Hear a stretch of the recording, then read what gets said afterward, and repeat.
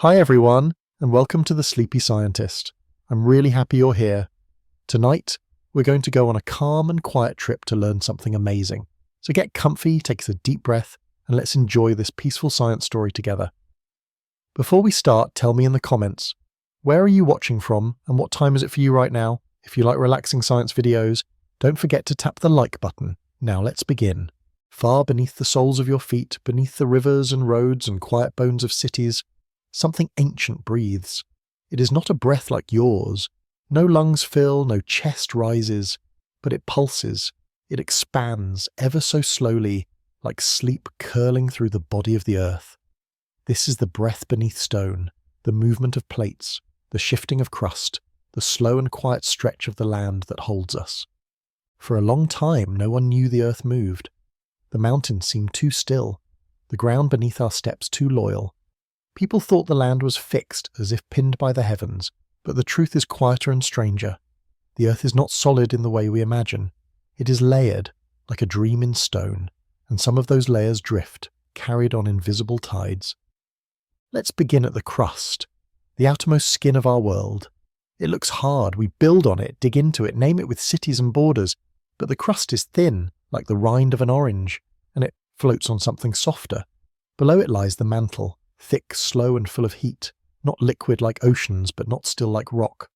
The mantle moves with a patience beyond our lifetimes, a kind of flow that feels like silence stretched over centuries. The crust is broken into pieces, huge ones. We call them tectonic plates. These plates are not flat, they curve with the planet's shape, and then they don't stay still. They move just a few centimeters a year. That may not sound like much, but over millions of years it changes everything. Continents shift, oceans open, mountains rise. What looks like stillness is, in truth, a long and gentle dance. Imagine standing on a boat that sails so slowly you can't feel it move. The stars seem steady. The shore never changes, but after years, decades, lifetimes, you've drifted across the sea. That's how continents travel.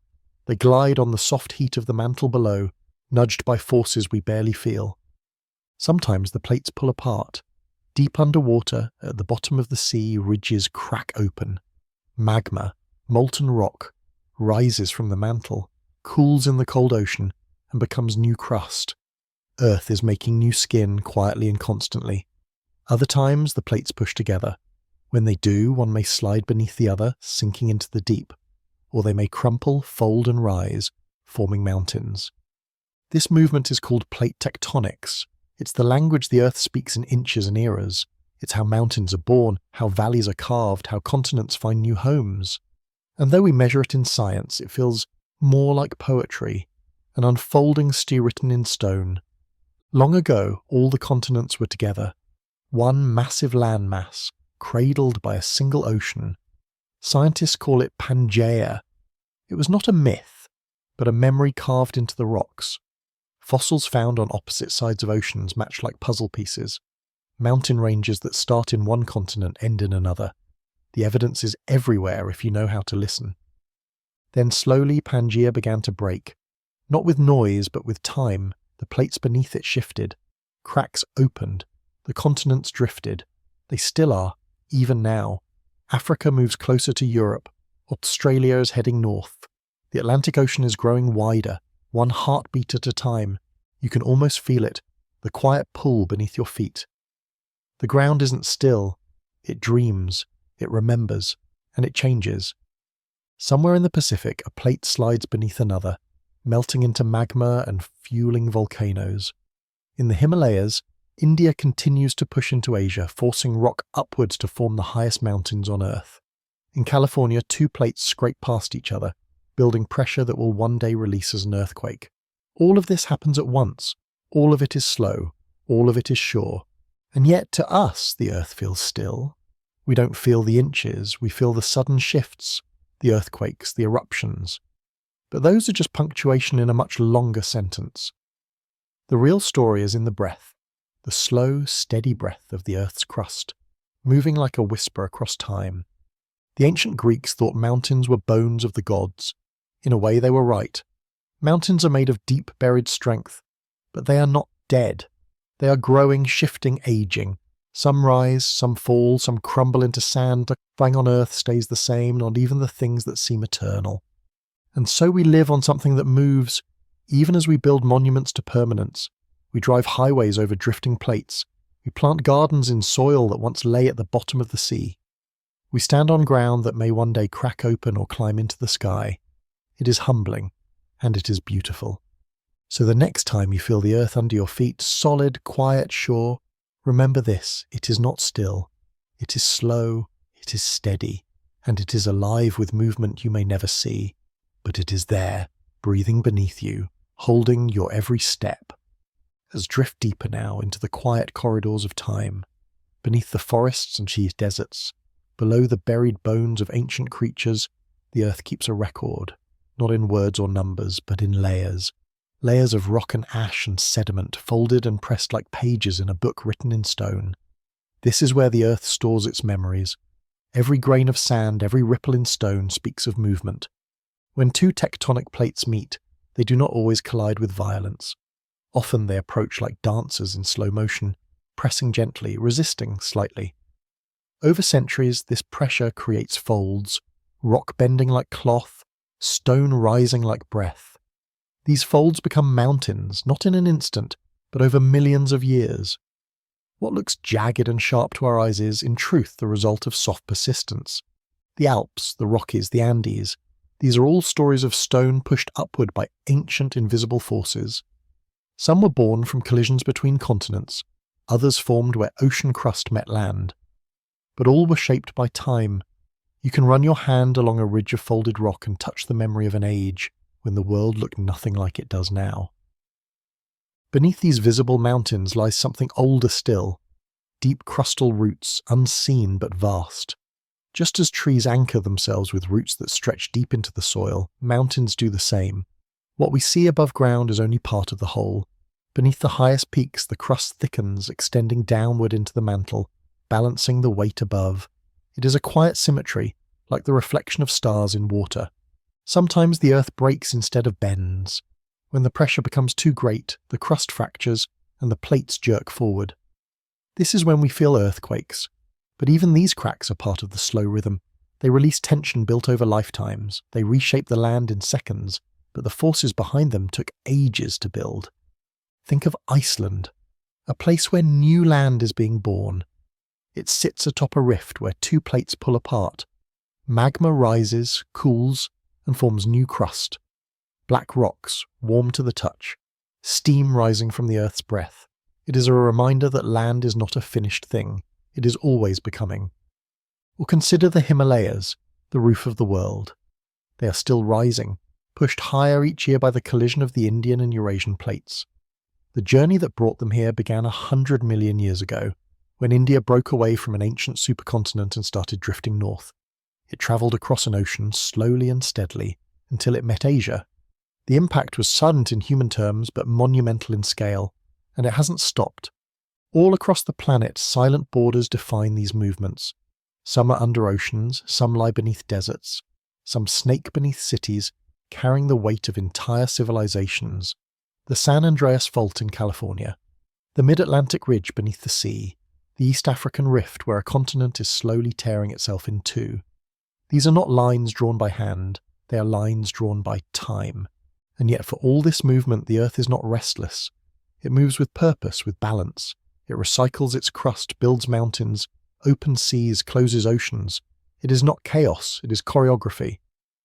In rocks we find fossils, fragments of life that once walked or swam or flew. They too are part of this story.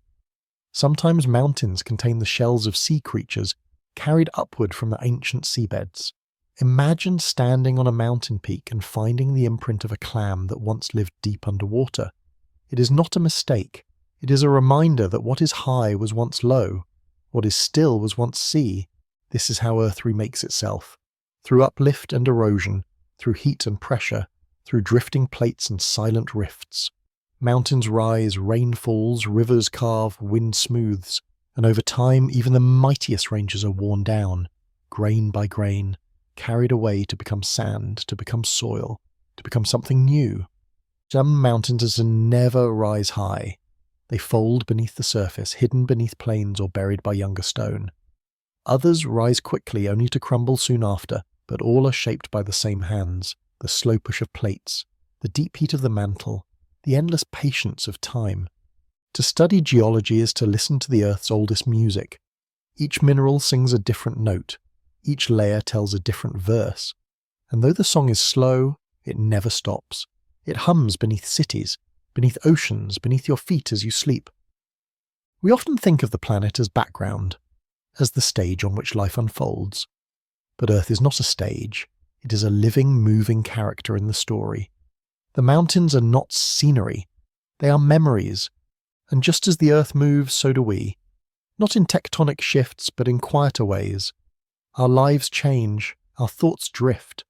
We are shaped by pressures we can't always see, forces that mould us slowly over time. The Earth's story is not separate from ours.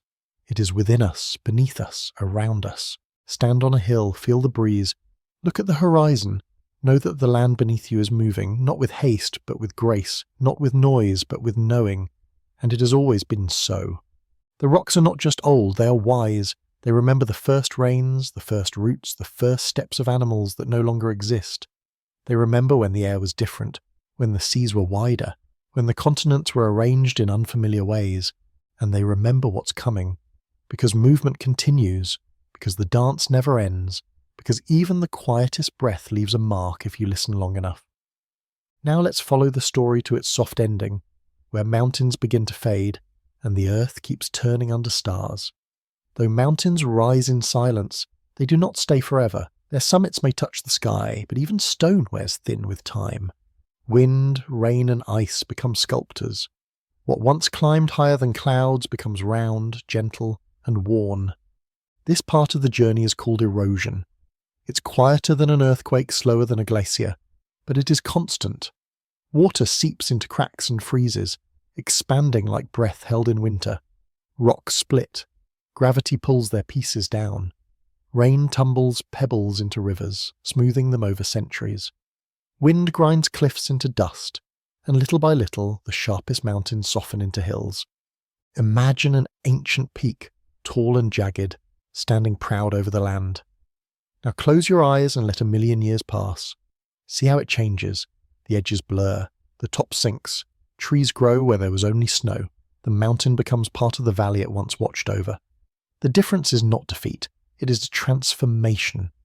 This is the natural rhythm of Earth, the rise and fall of stone, the breathing in and breathing out of the crust. The planet does not cling to shapes, it lets go, it evolves, and in that letting go, new beauty is born. Some of the oldest mountains we know are almost gone. The Appalachian Mountains in North America once rivaled the Himalayas. Now they are low and rolling, cloaked in forests and fog. But they are no less important. They carry deep histories in their roots. They remind us that age brings grace, that what stands tallest today will one day bow to time. Even the Himalayas, still young and rising, will one day erode. The rivers that start in their glaciers will carry their pieces away, grain by grain, down to the plains, into the sea. There, those sediments may rest for ages, but eventually under pressure and heat, they too will become rock. And someday, perhaps millions of years from now, they will rise again, new mountains from old stories. This cycle never ends. It is Earth's heartbeat, slow and steady, uplift and erosion, creation and decay, stillness and motion. And in the midst of this cycle, life finds its way. Plants root in cracks between stones. Lichens bloom, like frost on bare rock. Animals carve trails along cliffs and ridges. People build homes in valleys once carved by glaciers. We are not separate from these mountains. We are shaped by them, by the minerals in their soil, by the water in their springs, by the shelter they offer from storms. Some people feel small in the face of mountains, but perhaps that smallness is a kind of belonging. A reminder that we are part of something vast, something deep in time, that the same processes shaping peaks have shaped us. Our bones carry minerals once held in stone. Our breath contains air once trapped beneath the ground. We are made of moving earth. Sometimes when the sky is clear and the air is still, you can hear the hush of stone. Not in words, but in feeling. A quiet presence, a patience that outlives memory. Mountains don't speak loudly. but they hold the silence that listens. And when you climb a mountain or simply stand at its base, you are touching something that took millions of years to become. Every step is across time. Every hand on rock is a greeting to the past. And every breath taken at altitude is a moment shared with wind that has crossed continents. The names we give to mountains, Everest, Kilimanjaro, Fuji, Denali, are recent. The mountains themselves existed long before names, and they will remain long after ours are forgotten. But they remember, in layers, in crystals, in fossils. They remember what it felt like to be ocean floor, to be seabed, to be lava cooling in the dark. They remember the crush of pressure, the reach towards sky, the fall of rain. And so the story of Earth is not just written in books, it is written in cliffs and canyons, in ridges and plains, in the soft hush between stones. It is a story without hurry, a poem told in pauses. To walk among mountains is to listen to that poem. It may not rhyme, it may not end, but it carries the calm of something older than fear, older than time as we know it. Even now, deep below us, plates are moving, new cracks are forming, old wounds are healing. Somewhere the next mountain is already becoming, slowly, quietly, without anyone watching, and perhaps that is the most beautiful part, that the earth does not need to be seen to continue its work. It shapes itself in secret. It tells stories in silence. It teaches without a voice. So rest now, knowing that beneath you, the ground is not still, but it is safe, it is sure, and it is breathing, always, beneath the stone. Long ago the world held its breath. Not a single tree had grown, no birds crossed the skies. The land was quiet, not empty but still. And beneath that stillness something was beginning to change. It didn't start with a crack, it didn't start with thunder. It began with a whisper, a gentle, steady tension pulling at the skin of the earth. This was the beginning of something vast, the slow parting of continents. Before there were maps or names, all the land on earth was one, a single supercontinent, floating like a leaf on the mantle's molten sea. Today we call it Pangaea. To us, it feels like a myth, a story told in ancient rock. But it was real. A single landmass surrounded by an endless ocean. Animals walked from what we now call Africa to South America without crossing water. Mountains spanned what would later become distant shores. The earth wore one face and it wore it for millions of years. But deep beneath Pangaea's surface, something stirred. The mantle churned with heat, moving in currents too slow to see. These currents pushed upward in places, creating domes of pressure. The crust, stretched thin, began to rise and split. At first, it may have felt like nothing at all, just a quiet tension. But over time, tiny fissures widened. Magma rose to fill them. New land was born, not with fire and fury, but with warmth and patience. This process is called rifting. It's the gentle pulling apart of land. And though it sounds simple, it reshaped the world. As Pangaea began to split, it didn't shatter. It drifted. The continents slid away from each other slowly, like leaves parting on a pond. The Atlantic Ocean, now vast and deep, began as a thin crack in the middle of the supercontinent. It grew inch by inch, century by century, until it became what we know today, a vast, pulsing sea between continents that were once neighbours. You can almost imagine it, the slow drawing apart of lands, like a deep inhale from the earth itself. Forests moved, rivers bent, creatures wandered unknowingly toward new continents. None of them understood what was happening beneath their feet, but the land was changing under them, carrying them toward new destinies. As the continents moved, they shaped the planet in new ways. Where plates pulled apart, new crust formed. The mid-Atlantic ridge rose from the seafloor like a hidden backbone, stretching for thousands of miles. It is still growing today. Lava seeps out gently, cools in the deep, and becomes part of the Earth's expanding skin. We rarely see it, but it never stops. This slow dance didn't only create oceans, it created rifts in land as well. In Africa, the Great Rift Valley tells a similar story. It's a place where the Earth is slowly pulling itself apart, creating cliffs, valleys, and lakes. One day, far in the future, the continent may divide fully, forming a new ocean. But today, we stand in its early pages, witnesses to a story that takes millions of years to unfold. Rifting also brought change in the skies. As land masses drifted, They carried their weather with them. Climates shifted. Deserts formed where rainforests once thrived. Ice crept across regions that were once warm. Life had to adapt. Some species travelled with the drifting continents, others vanished. New ones evolved in isolation, shaped by the conditions of their changing homes. Australia, for example, broke away early. It drifted quietly across the ocean, becoming its own world. Isolated, it grew its own life. Creatures that exist nowhere else, kangaroos, koalas, platypuses, all born of separation. The continent became a cradle of uniqueness because it whispered away before the others. India too took a long journey. Once part of Gondwana, it broke free and sailed north at a steady pace. It travelled alone for tens of millions of years, until it collided with Asia, giving rise to the Himalayas. That collision is not over. It continues to this day, inch by inch. The mountains still rise as the continent presses forward, driven by ancient momentum. These journeys are not just facts on a map. They are echoes of the planet's memory. Every hill, every coastline, every mountain range tells the story of a split, a drift, a collision. And though the movement is too slow to see, the evidence is all around us. Fossils of the same species appear on shores now divided by oceans. Rocks of identical age and type are found on continents thousands of miles apart.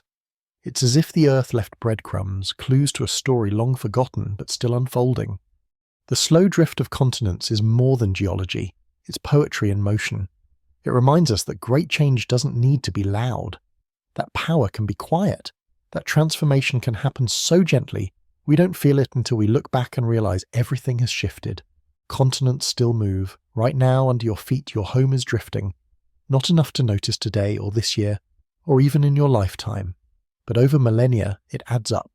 North America is moving west. Africa is moving north. The Pacific Ocean is shrinking while the Atlantic expands. The world, once whole, is never still. It is always in motion, always in conversation with itself. This motion is called continental drift. It's the surface expression of deep mantle flow. It's why we have mountains, oceans, earthquakes, and volcanoes. It's how the earth breathes, slowly, surely, constantly. And it is a reminder that even the most solid things are not truly still. They change, they wander, they become something new. Let's move deeper now into the quiet spaces between movement and memory. The continents, still drifting, have shaped more than geography. They've shaped ecosystems, weather, and the paths of life itself. When a landmass splits and wanders, it carries its cargo of creatures and plants, its forests and soils. But time transforms everything it touches. And so the continents become more than land. They become experiments in isolation, in adaptation, in story.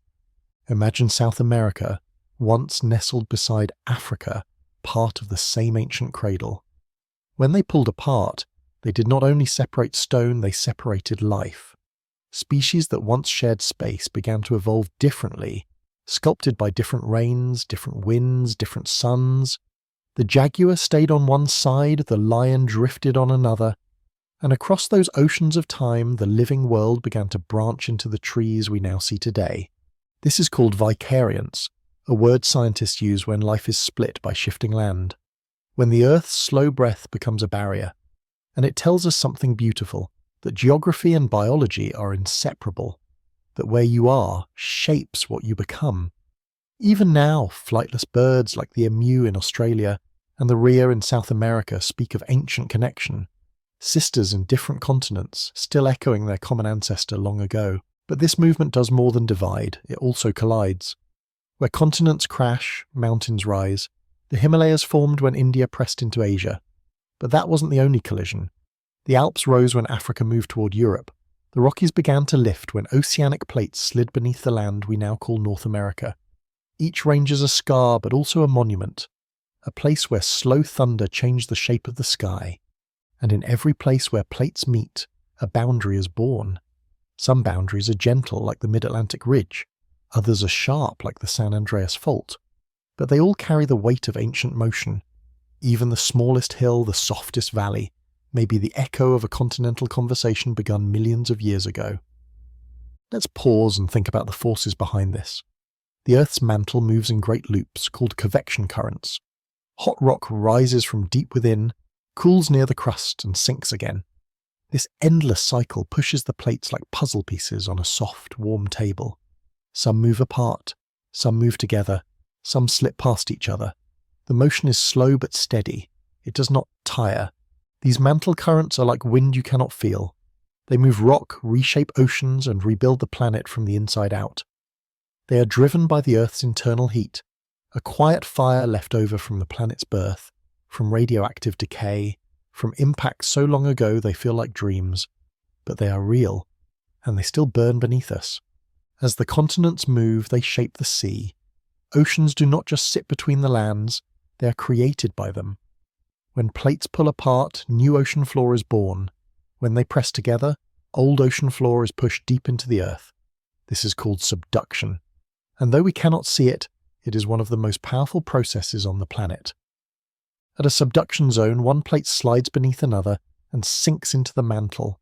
It melts, it changes, and it feeds volcanoes at the surface. That's why the Pacific Ocean's edge is lined with fire. Japan, Indonesia, the Andes, all of these site above subduction zones, fueled by the slow return of Earth's crust to its source. So we have a cycle, creation at ridges, destruction at trenches, and in between, the drift of continents. It is a balance both delicate and immense. And it keeps the Earth alive, not in a human sense, but in a geological one. It refreshes the crust, it recycles the land, it stirs the sky and sculpts the sea. Even earthquakes, though terrifying, are part of this breath. They are the sudden release of stress built up over time, where plates resist and then surrender. The Earth doesn't shake out of anger. It shakes out of memory, of motion, of pressure, of time trying to balance itself. And with this movement comes heat, not just beneath the crust, but in the ocean too. As new crust forms at mid-ocean ridges, it releases warmth. That heat fuels currents, stirs nutrients, and gives life to deep-sea creatures that live in darkness, thriving on mineral-rich waters that rise from the Earth's breath. In these places, light does not power life. Heat does. The Earth becomes a sun beneath the sea. Think about how everything is connected here. The land shapes the sea feeds the air returns rain to the land. And all of it, every rhythm we know, is tied to plates that drift, to continents that whisper away from each other or toward. Even our human lives have been guided by these movements.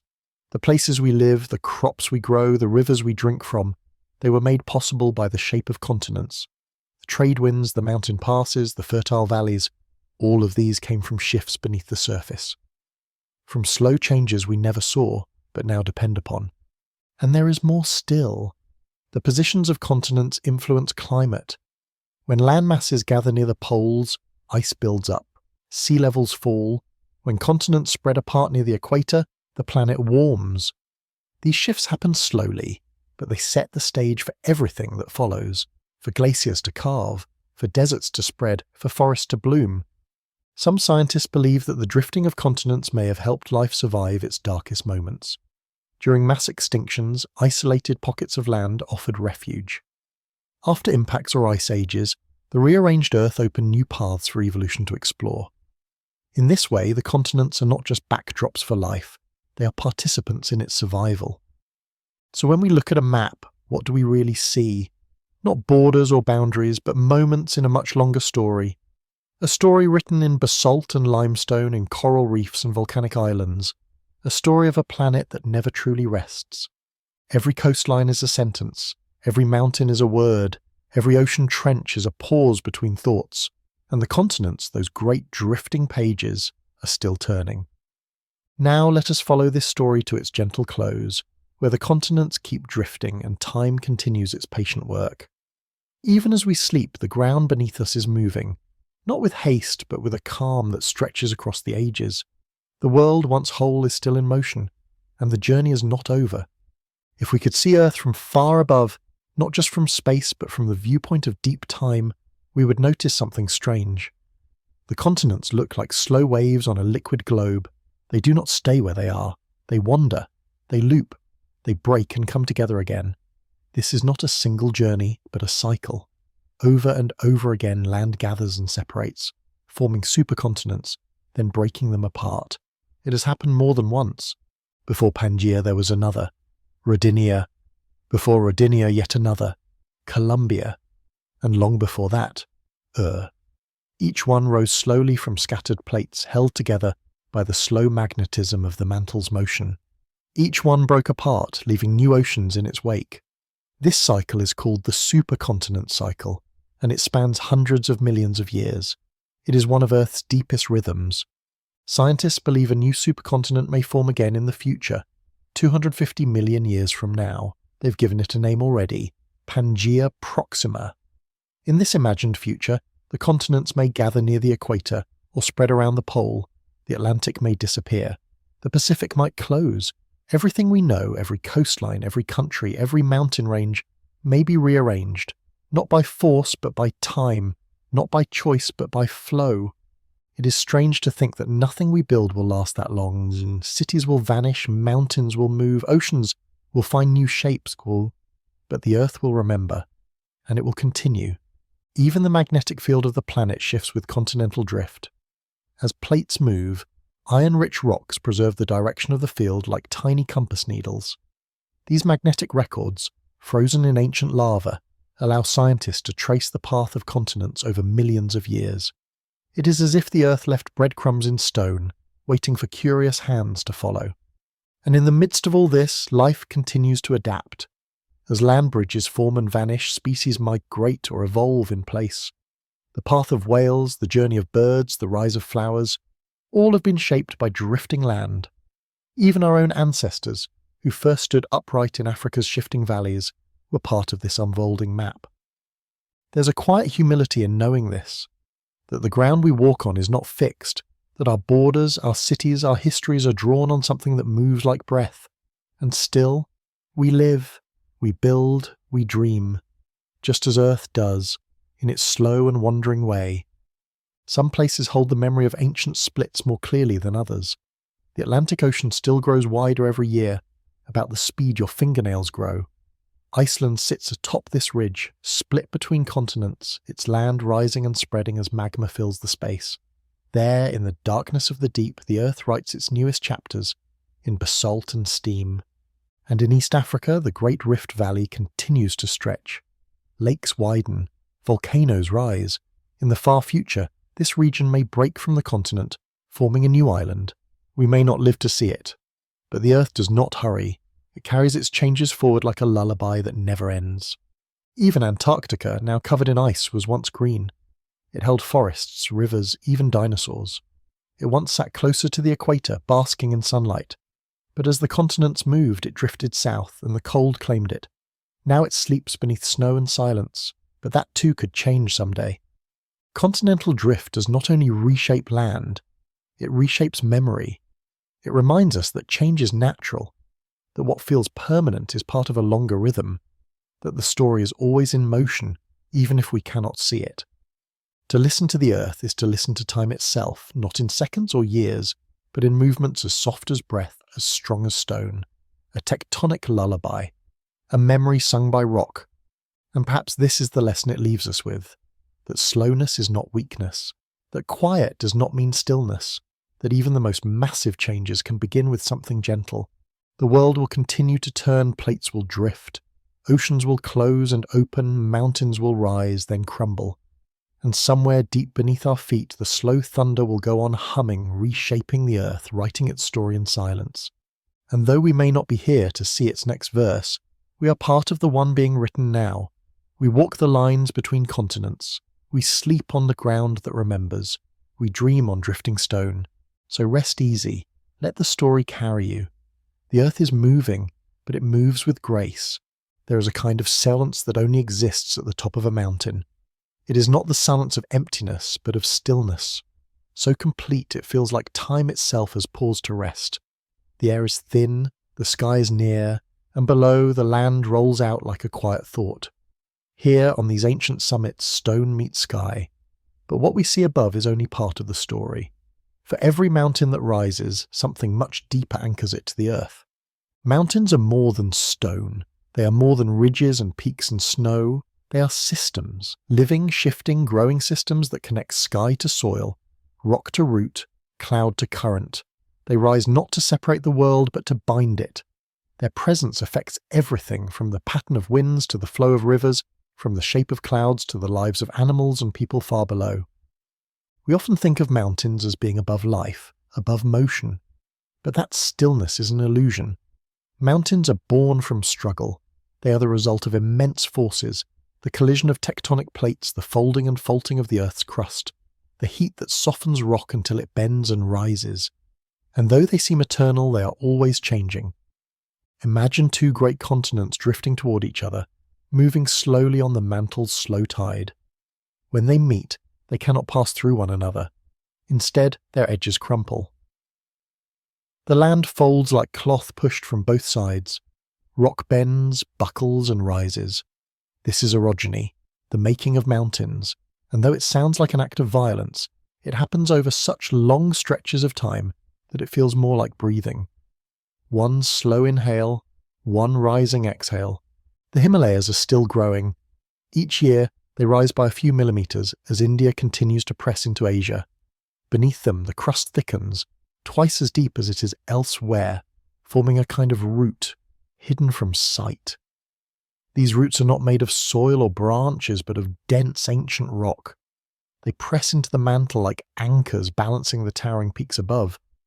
This deep symmetry is called isostasy, and it is the reason mountains can stand so tall without toppling over. Just as trees grow upward and downward, so too do mountains. Their heights are mirrored by their depths. For every visible summit there is a hidden foundation, and like trees, they are shaped by their environment. Air flows around them, pushed upward by their mass. As the air rises, it cools, condenses, and forms clouds. Rain falls on one side, the other side may remain dry and quiet, a shadow in the mountain's wake. This is called the rain shadow effect, Hamel, and it explains why mountains create climates.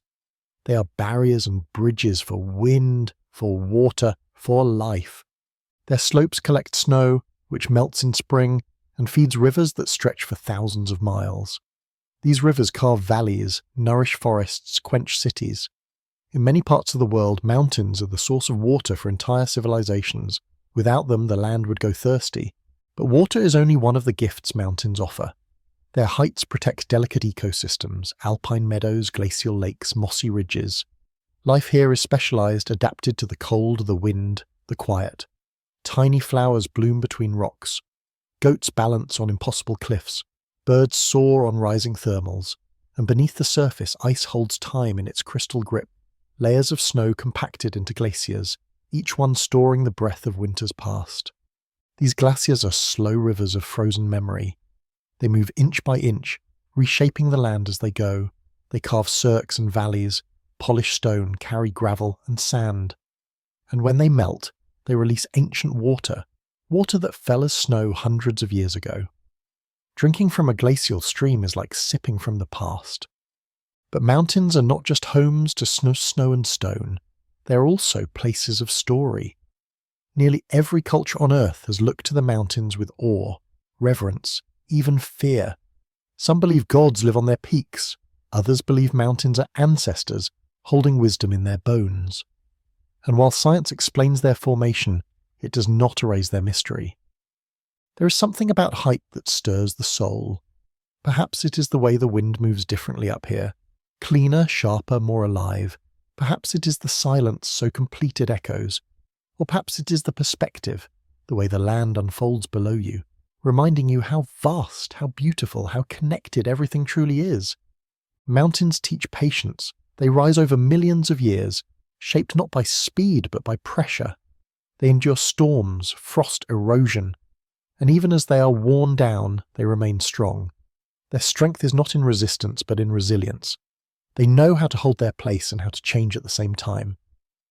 When you walk on a mountain trail, you walk across ages. The rocks beneath your feet may have once been buried miles below the surface. They were pushed upward through time, lifted by forces older than language. They hold fossils of creatures long extinct. They carry minerals formed under heat and pressure, so intense it would melt metal. And now they lie in the sun beneath your feet, silent and strong. And yet even they are not permanent. Wind will shape them, rain will wear them down, ice will crack them open, trees will root in their fractures, birds will nest in their cliffs. Slowly, they will return to the earth, becoming sand, becoming soil, becoming something new. This is the secret life of mountains. They are not still. They are becoming, always. Even as they stand, they are changing. And in their silence, they are speaking, telling stories written in layers of stone and snow, water and wind.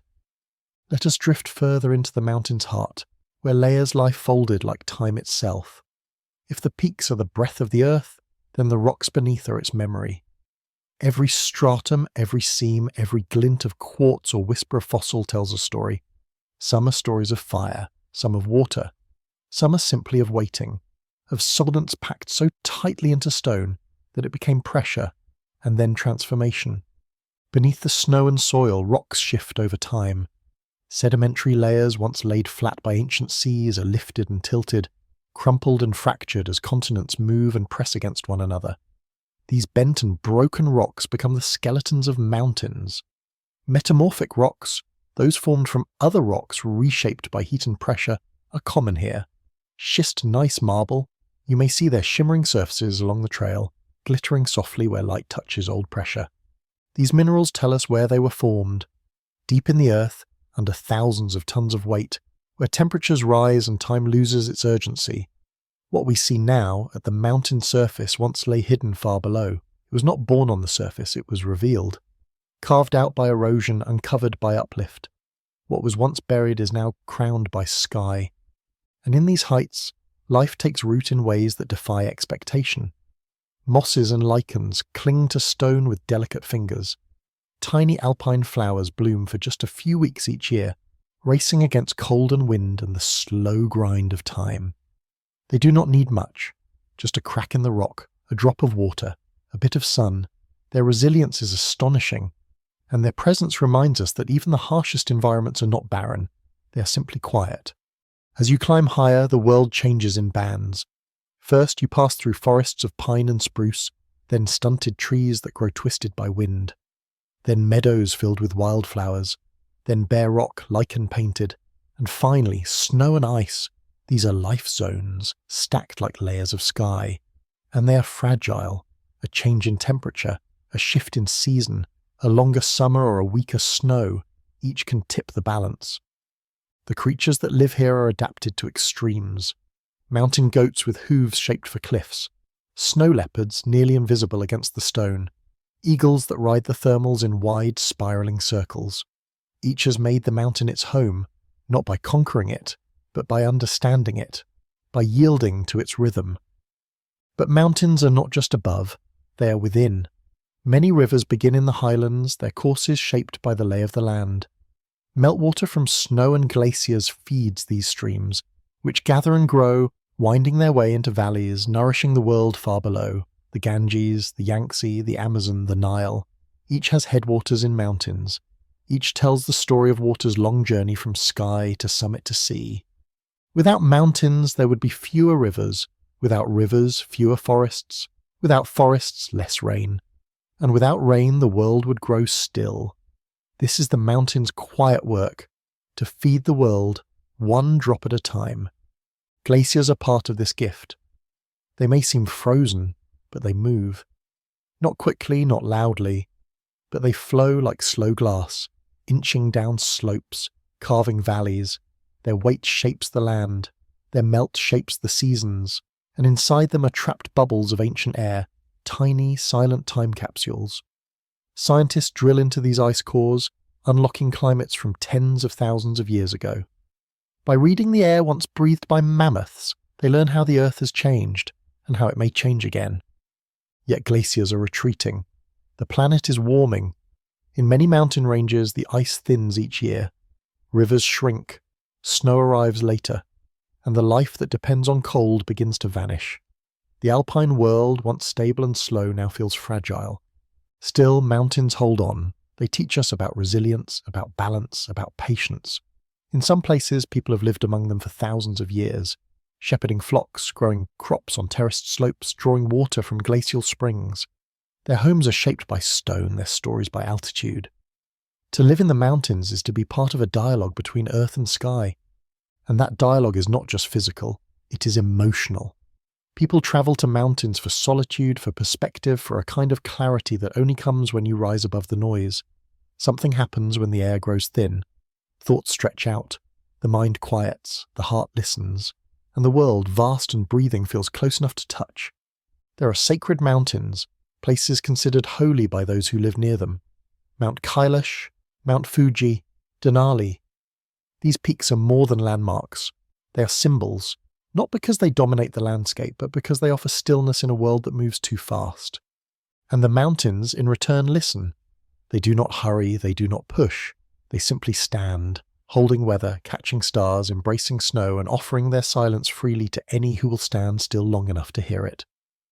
In every fold of rock, there is a record. In every ridgeline, a tale of pressure and patience, and in every breeze that moves across a high pass, there is a memory. Of glaciers once deeper, of creatures once climbing, of roots still holding on. This is not a still world, it is simply slow, and its slowness is a kind of wisdom. Mountains do not grow quickly. They do not resist erosion, they allow it. They change, and in doing so they remain. They remind us that strength is not always loud, that holding your ground does not mean never moving, that becoming something great takes time, pressure, and silence. So next time you look up at a mountain, know this: beneath its stone skin is memory. Beneath its quiet top is deep foundation, and within its shape is the story of the earth, written not in days or decades, but in the language of deep time. Now let us follow the mountain's story to its quiet close, where peaks bow gently back to the earth, and stone once lifted begins its slow return. For no matter how high a mountain rises, no matter how long it stands crowned by clouds, it is not immune to change. Time, the most patient sculptor, reshapes even the strongest stone. Erosion is the soft undoing of height. It doesn't come with storms alone, it comes with sunlight, with snowmelt, with wind that dances across the ridges and valleys. It begins with a crack, invisible at first. Water seeps in, then in the hush of winter, that water freezes, expands and widens the fracture. Rock splits, not with a bang, but with the slow sigh of pressure giving way. Over centuries those cracks deepen. Gravity does the rest. A flake of stone falls, then a chunk, then a whole face of a cliff crumbles into scree. The mountain is not broken, it is releasing. It is letting go of what it no longer needs to carry. Piece by piece it returns to the valley, to the stream, to the sea. Rain carries sediment down its flanks. Glaciers grind stone to silt. Rivers transport that silt to plains and deltas far away. The mountain becomes soil. The soil becomes field. Wheat grows where once there was granite. People walk through the harvest unaware that they tread upon ancient summits turned to dust. Even the sand in deserts often begins as mountains. The red dunes of Namibia, the white expanses of the Sahara, the soft ridges of the Gobi, these once stood high, carved from stone, shaped by wind. Now they move across the land like echoes of something forgotten, whispering of height long vanished. But this is not a loss. It is a return. Mountains are not erased, they are shared. Their particles move outward, feeding life across the globe. Their minerals enter roots, feed trees, shape valleys. They become part of everything.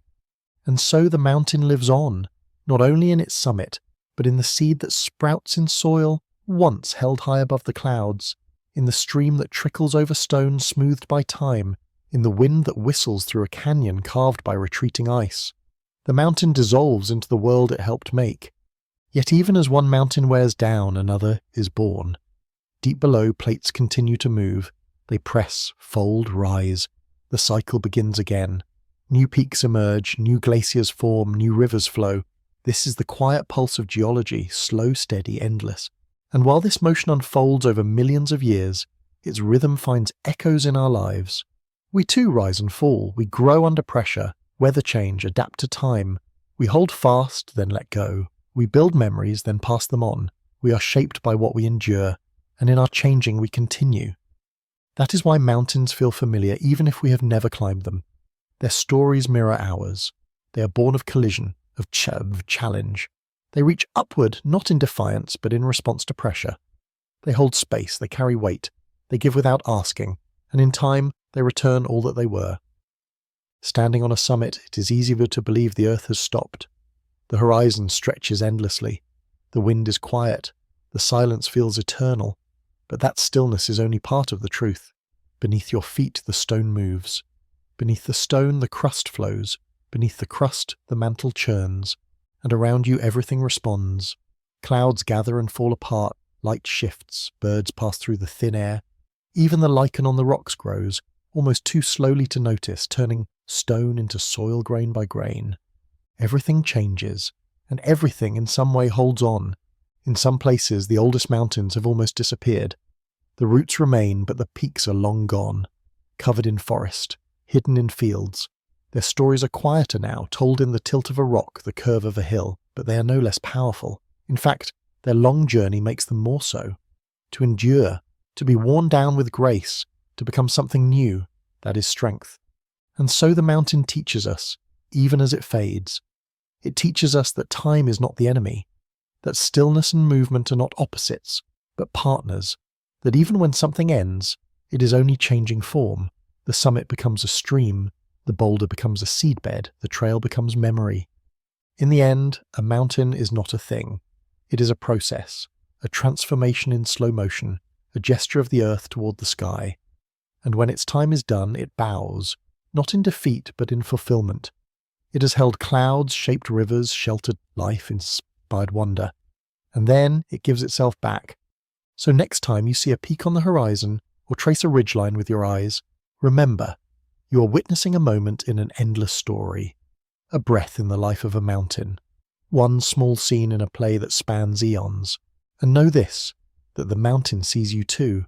It feels the press of your foot on its trail. It carries your voice in its echo. It cradles your wonder in its silence. It does not hurry. It does not judge. It simply remains, changing, offering, remembering. And long after we are gone, it will still be there. Not in the shape we knew, perhaps, but in the river that flows, in the stone beneath a tree, in the hush that falls just before dawn in a high place. The mountain continues, not by staying the same, but by becoming part of everything else. It is not a monument. It is a motion, a rhythm, a promise that the earth keeps repeating, one quiet rise at a time. Beneath our feet lies a story that doesn't speak in words. It speaks in folds and faults, in seams of quartz and bands of colour pressed through stone.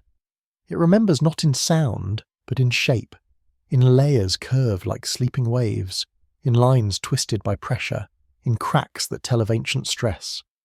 Rock is memory, not just of the mountain it rests beneath, but of time itself, folded and hidden in the crust of the earth. Everywhere we walk, we are walking over pages, not the kind bound in books, but layers of rock laid down by water, wind, fire, and silence. Sediments drift to the bottom of seas, ash falls from faraway volcanoes, dust gathers in deserts. Over time, each of these thin sheets is pressed down by weight, turning to stone, one above another, layer by layer, story by story. These layers, called strata, are the Earth's diary. In a single cliff face you might see red sandstone, then grey shale, then pale limestone. Each tells of a different world. Sandstone from a riverbed, shale from a swamp, limestone from a warm, shallow sea. The colours are soft, but their message is powerful. The land beneath you has not always looked this way. It has drifted, sunk, changed. But the earth does not leave its pages flat. It folds them, slowly, relentlessly, with the gentleness of continents moving and the firmness of mountains rising. When two plates push together, the rocks between them feel the squeeze. If the rock is brittle, it cracks. But if it is soft enough, or if the pressure rises over millions of years, the layers bend, they ripple, they fold. These folds can be small, only a few inches tall, or vast, sweeping arches of stone that stretch for miles. Anticlines arch upward, synclines bend downward. From above they look like the quiet looping of ribbon through the fabric of the land. From within, they are tunnels of time, each curve holding evidence of what the earth has been through. You can see these folds in exposed cliffs, in mountain walls, along canyon trails. They are not always neat.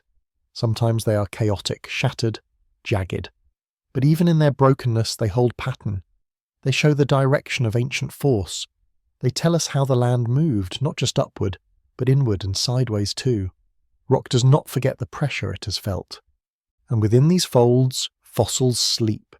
Shells pressed into limestone, ferns etched into shale, sometimes whole skeletons lie curled inside, wrapped in the earth's long arms. These are not just remnants of life, they are records of an environment, a moment, a breath. When you hold a fossil, you hold the trace of movement, of sediment falling in still water, of layers building over soft bones, of weight turning time into stone. Folded rocks often form the spines of mountains. When the Himalayas rose, they carried with them ancient seabeds, folding them into the roof of the world. Fossils of marine creatures now lie above the clouds. It is not a metaphor, it is a truth you can touch, a truth that says the sea was once sky high, and that the earth keeps its memories close even as it changes. But folds are not only made by collision. Sometimes they form from the sinking of basins, where sediments pile deep and the weight alone causes the lower layers to warp. Other times, magma pushes from below, doming the land and curving the layers above. Even the quiet rise and fall of glacial ice can leave behind folds, curved beneath the press of frozen rivers. Each type of fold tells a different story. A tight fold speaks of fierce pressure, a gentle wave of long, soft bending. A disrupted fold where the layers break speaks of tension building until it could no longer hold. These are not random patterns. They are the fingerprints of geologic time, and there is something humbling in that. That stone, which seems so unchanging, so silent, is full of memory. It holds the shape of forces long vanished. It carries the direction of movement, the angle of stress, the depth of heat. It remembers what we cannot see. Even in cities, these memories are beneath us. Subways carved through bedrock reveal the folds. Tunnels cut through hills expose the ancient curves. Buildings rise above stone shaped by mountains that no longer exist. We are always surrounded by what came before. We are always standing on stories. In places where erosion has worn down mountains, the folded layers lie exposed. The Appalachians, for example, are old. Their sharpness has been smoothed by time, but their bones are still visible. In Virginia and Pennsylvania, you can walk across ridges of folded sandstone that once lay flat at the bottom of an ancient ocean. The waves are still there, but now they are waves of stone. These patterns also help scientists read the Earth's history. By studying the angle of a fold, the direction it faces, the types of rocks inside, they can reconstruct events that happened millions of years ago. They can map the movements of continents. They can find hidden faults, trace the path of old rivers, even predict where oil or water may be trapped within the curves.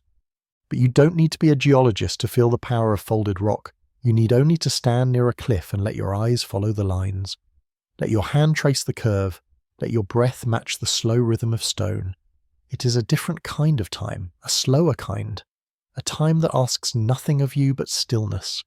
For the earth is always folding, not just rock, but everything. The sky folds light into clouds. The forest folds scent into leaves. The ocean folds salt into memory. And we too carry folds. In our skin, in our stories, in the paths we take and the places we return to. The folds beneath our feet are not relics. They are reminders that change is not always sudden. That pressure can be beautiful. That time, no matter how long, leaves patterns behind. So when you walk the land and see a bend in the rock, know this. You are not just looking at stone. You are looking at motion made still, at memory made shape, at time folded carefully into the earth. Let us now step further into the slow memory of stone, where folds are not merely lines, but entire landscapes shaped by pressure and patience. As continents moved and seas rose and fell, the earth's crust responded in waves, long, deep, slow waves that carried the shape of time itself. These undulations didn't happen in an instant. They built layer upon layer, like thoughts returning gently over millennia, until the land held memory and form. To truly understand a folded rock, you must think like the earth, on timescales that stretch beyond imagining. A single fold might take millions of years to complete. The process begins invisibly, in the deep places where sediment accumulates. Grains of sand drift into ancient basins, shells fall to the ocean floor, organic material collects. The layers build up in silence like forgotten thoughts sinking slowly to rest. And then the pressure begins, not from above, but from the sides, As plates move and basins close, these once flat layers are squeezed, not crushed, not broken, but shaped, like fabric gathered by a hand. They ripple, they tilt, they curl upon themselves. These are not scars, they are signatures. Some of the most dramatic examples can be seen in places where erosion has peeled back the surface. In the Alps, in the Zagros Mountains, in the Rocky Mountain front ranges, entire hillsides appear as if they'd have been painted with sweeping curved brushstrokes. Arcs of colour, ribboned bands of stone tell us which way the land folded and how long ago it began. The composition of the layers matters too. Softer rocks, like shale or limestone, fold more easily. Harder rocks, like granite or quartzite, resist, often fracturing or faulting instead. The interplay between these types creates complex patterns. Chevrons, domes, basins, overturned folds. They are not abstract shapes. They are expressions of resistance and surrender, of tension held and then transformed. At the core of some folds lie clues about deep earth conditions. Metamorphic rocks that formed under extreme temperature and pressure often rise toward the centre of anticlines, exposed only when erosion removes the younger layers above. These rocks have been cooked and compressed, realigned at the molecular level. Their patterns shimmer, their colours swirl. They are not only beautiful, they are truthful. They carry evidence of Earth's furnace wrapped in elegant geometry. In folded regions, underground water often finds pathways along bedding planes and fractures. Springs emerge at certain heights, their flow guided by the shape of the fold. Some of the cleanest, coldest water in the world issues from these folded places, filtered over centuries by stone, cooled by depth, released like a slow exhale. People have always noticed these patterns, even before they understood them. Many early civilizations built roads and homes along natural folds, following ridges, resting in valleys, quarrying the exposed layers for building stone. They may not have known the terms syncline or anticline, but they saw the land's natural rhythm, and they lived by its guidance. And the rhythm continues. Even today, tectonic forces are at work, folding new layers in mountain belts still forming. The Himalayas grow, the Andes lift, the crust bends beneath our feet. We may not see it, but it happens just the same. Every day, every year, the shape of the land is changing. And one day, long after we are gone, new rocks will form and fold again, our present becoming someone else's past, written in stone. Folded rocks also hold stories of great upheaval. When plates crash together with great energy, folds can be overturned, turned upside down, showing that the pressure was too much for symmetry. In some places, naps, vast sheets of rock, have slid miles from their original position, draped over other formations like giant blankets. These are signs of continental collisions so powerful that the crust itself flowed like clay. But not all folds are born from collision. Some arise from gentle sagging, from the slow accumulation of sediment, from the gravitational pull of neighbouring basins. These passive folds may be less dramatic, but they are no less important. They hold ancient reefs, buried forests, the imprints of raindrops and waves. They are time's soft footprints, preserved beneath our steps. And then there are faulted folds, places where the rock has bent and broken. Here, the earth has tried to hold its shape but was pulled too far. Fractures form and whole blocks shift. Over time, erosion reveals these breaks. Layers displaced, patterns interrupted. They look like broken thoughts, sudden silences in a song. But even these are part of the memory. Even broken rock remembers. In certain folded terrains, oil and natural gas accumulate. These hydrocarbons, formed from ancient life buried and heated over millions of years, migrate upward until they are trapped in the crests of folds. For this reason, many energy resources lie hidden in anticlines. Geologists use seismic waves and boreholes to read the underground patterns, following the curves to find what the earth has held. But folded stone does not exist only for utility. It exists to remind us how the earth changes, and how it changes us. When you run your hand along a ripple in rock, you are touching a wave of time. When you stand between towering cliffs of folded limestone, you're surrounded by the memory of ancient oceans. When you trace a pattern in shale, you're following the path of pressure through history. And the emotion of it is real. Standing in front of a massive fold, its lines sweeping upward in a frozen crescendo, can take your breath away. It feels like looking into something alive, not in motion, but not still either. You feel the weight of years. You feel the direction of forgotten forces. You feel how the earth has moved and is still moving. There's a reverence in these places, a kind of still awe. You do not need to understand the science to feel it. You only need to listen. The fold will speak if you are quiet. It will tell you how the sea became stone, how the stone became a ridge, how the ridge became a map, how the map led to you standing there breathing its story into your bones. Because folded rock is more than rock. It is a monument to time. It is a story pressed into the world so carefully, so completely, that not even erosion can erase it all. And in reading it, we remember what the earth has always known, that the slowest things carry the deepest truths. Let us now follow the folds to their quiet end, not in disappearance but in transformation. For though stone bends and cracks and weathers, it does not forget. Even as it returns to dust, the shape remains. A curve here, a ripple there, a faint suggestion of the pressure that once shaped it. Folded time doesn't vanish, it becomes part of everything else. In the final moments of a mountain's life, after the winds have smoothed its ridges and the rivers have carved its bones, the folds still remain. Even as the height lowers, even as trees reclaim the slope, even as soil covers the rock, the memory endures. In the Appalachian Mountains, now softened with age, ancient folds still lie beneath the forests. They ripple through stone just beneath the surface, quiet but clear.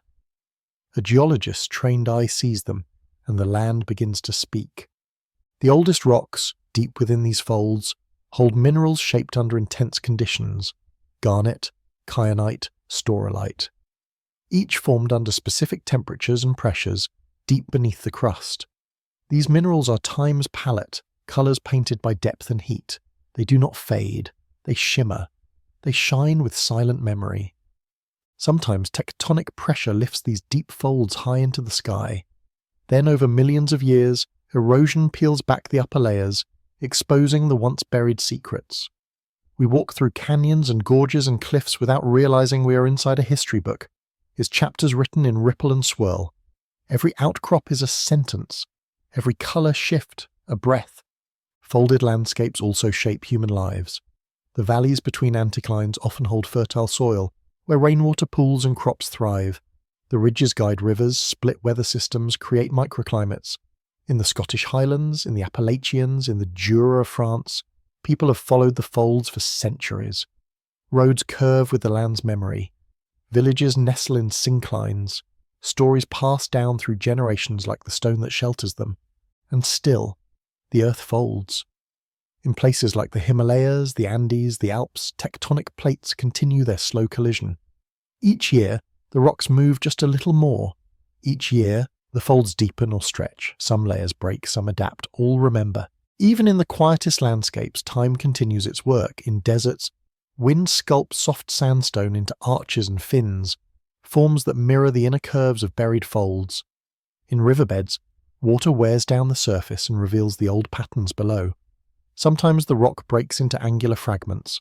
Other times it peels in smooth waves. The fold persists, and yet change continues. As climates shift, glaciers retreat, rainfall patterns change. Forests grow in new places. Roots split stone. Moss coats bare rock. Life softens the sharpest features. The fold, once made by collision, becomes host to gentler rhythms, of seasons, of growth, of return. And here lies one of Earth's most elegant truths, that what was once shaped by pressure can become a place of peace. The fold becomes a meadow, the ridge becomes a path, the cliff becomes a nesting place for birds. Even scars can become sanctuary. This same truth lives within us. Just as the earth folds, we fold. Our memories curve around pressure points. Our lives bend to fit new directions, carry stress, adapt, reshape. We are not broken, and we are changed. Like rock, we become more layered and more complex, more beautiful with time. That is what folded rock teaches us, that pressure is not the end, that movement is not destruction, that from stress comes structure, from force comes form, from time comes truth. When you sit on a warm stone and look out over a valley carved by ages, you are participating in that truth. You are still, but the world around you is shaped by motion. You're small, but the stone beneath you has held giants, You are brief, but the fold continues. Perhaps that is why these landscapes bring us peace, not because they are sound, but because they contain so much history in a single glance. You feel it when you walk beside a wall of bent limestone, the lines curving like music frozen in place. You feel it when you watch the sunset paint the striations in a canyon, the bands glowing in gold and rose. You feel it when you find a fossil half buried in tilted shale and realize you are holding something that has waited hundreds of millions of years to be seen. In these moments, the earth is not distant. It is present, and it is generous. It offers its memory not with pride, but with calm. It does not shout. It unfolds, slowly, gracefully, continuously. Even long after a mountain has eroded away, the folds remain underground. They shape the path of water. They guide the roots of trees. They cradle aquifers. They protect layers of coal, salt, or stone that we will one day seek. They are quiet architects, designing the unseen foundation of the land. And beneath every field, every forest, every street, the folds wait. Not as relics, but as part of the living structure. The earth holds them close. They do not need to be visible to be true. So next time you walk beside a hillside or climb a ridge or simply place your hand on stone, pause. Look for the lines. Feel the direction of pressure, the curve of time. Know that you are standing on something old, something shaped by motion, something that has endured, and let it remind you. You are part of this story too. You may not fold in stone, but you fold in life, and your shape, like the earth's, is made not only by the gentle, but also by the difficult. And in the end, that shape will remain, not as a monument, but as a memory. High above the valleys, above the forests and the clouds, a wall of whitened stone stretches toward the sky. The Himalayas, tall enough to hold the stars in their silence, wide enough to shape the winds, old enough to carry the memory of oceans and fire, and yet young enough that they are still rising. These mountains are not finished. They are sleeping giants, moving in inches, dreaming in millennia. The Himalayas were born from a slow collision, a meeting of two wandering continents in the long drift of geologic time. India, once part of a southern supercontinent, began its northward journey over 100 million years ago. Quietly, patiently, it sailed across an ancient ocean called the Tethys, moving faster than most plates, 5 to 10 centimeters a year, like a fingernail growing, but with the weight of a continent behind it. As India approached Asia, the sea between them narrowed. The floor of the Tethys was squeezed, folded, thrust upward. Coral reefs, deep ocean sediments, the remains of ancient marine life, all were caught in the press. Then, around 50 million years ago, India struck Asia. But instead of stopping, it kept pushing, and Asia, unable to absorb the force, rose. The Himalayas are the result. A mountain range created not by a single event, but by continued pressure. The land crumpled like soft paper, layers bending, breaking, rising. Rock once buried deep in the earth's crust now stands above the clouds. Fossils of seashells lie on Everest's flanks, silent witnesses to a vanished ocean. Even now the collision continues. India still moves north. The Himalayas still rise by a few millimeters each year. At the same time, erosion pulls them down. Rain, ice, and wind carry away their peaks, grain by grain. And yet the upward force outweighs the loss. The range is not static. It is a living thing caught between ascent and erosion, between pressure and release. This balance defines the Himalayas. At their base lie deep-rooted rocks, pushed far below the surface by the weight above. At their crest, air thins until breath comes shallow and snow never melts. Between the two, an entire world thrives. Valleys hidden in mist, rivers born from glaciers, forests cradled in the folds of stone. Each layer of elevation holds its own climate, its own life, its own rhythm. Mountains often feel like endings, barriers that rise between regions, walls that define the edge of things. But the Himalayas are beginnings. They are the source of rivers that feed over 1 billion people. The Ganges, the Brahmaputra, the Indus all flow from these heights. Meltwater from glaciers winds its way through plains and fields, shaping cultures, economies, and histories far below. The air above the Himalayas shapes weather patterns across half the globe. As warm air rises over India, it meets the cold mountain walls, condensing into clouds. The monsoon is born in this clash of sky and stone. These rains bring life to vast regions, and their rhythm is guided by mountains still pushing upward. Geologically, the Himalayas are young. Compared to ancient ranges like the Appalachians, they are still sharp, still rough, still filled with the energy of their creation. Their peaks are jagged, their cliffs are unstable, earthquakes ripple through them, releasing tension stored for centuries. These tremors are part of their breath, deep, slow exhalations of a land adjusting to its own making. And in the cracks and contours of these young rocks, life has found a way. Alpine meadows burst with flowers in summer. Snow leopards stalk across the slopes. Tiny birds adapted to the thin air nest above treeline. Even in the harshest altitudes, lichen spreads in pale green patches, breaking down stone grain by grain. People live here too. Entire communities have adapted to the mountain's mood. In Ladakh, Nepal, Bhutan and Tibet, villages cling to hillsides built from stone that came from the mountain itself. People plant crops where the soil allows. Herd animals graze on the sparse grasses. Temples rise in the thin air, prayers written on flags that flutter like breath over ridgelines. The Himalayas are sacred to many. To Buddhists, they are the realm of the gods. To Hindus, they are the home of Shiva. To others, they are simply a source of awe, so vast, so still, that standing before them feels like standing before time. Their silence is not empty. It is filled with presence. This presence is not just physical, it is also emotional. People who walk these trails often speak of a quiet that settles into their bones, a slowing of thought, a shift in perspective. Perhaps it is the thin air, perhaps it is the vastness, or perhaps it is the knowledge, felt more than understood, that these mountains have been here long before us, and will remain long after. They do not rush, they do not boast, they simply rise, and yet their rise is not without struggle. The collision that built the Himalayas is not over. It still releases energy through earthquakes and landslides. The 2015 Nepal earthquake, for instance, was a reminder that the Earth is still shaping, still adjusting. In seconds, entire landscapes changed. But the forces behind them had been building for hundreds of years. The Himalayas also hold glaciers, great rivers of ice that store water for dry seasons. These glaciers too are changing. Many are shrinking as global temperatures rise. Lakes form where ice once rested. The rhythm of water changes. The future of rivers becomes uncertain. Still the mountains endure. They have faced ice ages, droughts, quakes and winds, and through it all they continue to rise, quietly, slowly, persistently. That persistence holds a lesson. Not everything that moves must rush.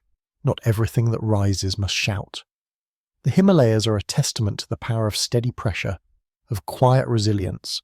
They remind us that transformation can be slow, and that such change can shape the world. Let's drift deeper into the spine of the Himalayas, where pressure becomes presence and every stone holds the quiet weight of becoming. This is a place not just shaped by movement, but defined by it. For even in their stillness, the Himalayas are motion in disguise. Their curves, their fractures, their very height, all speak of energy folded into form. When India collided with Asia, it didn't simply stop at the border. The force continued inward, warping the crust for hundreds of kilometers.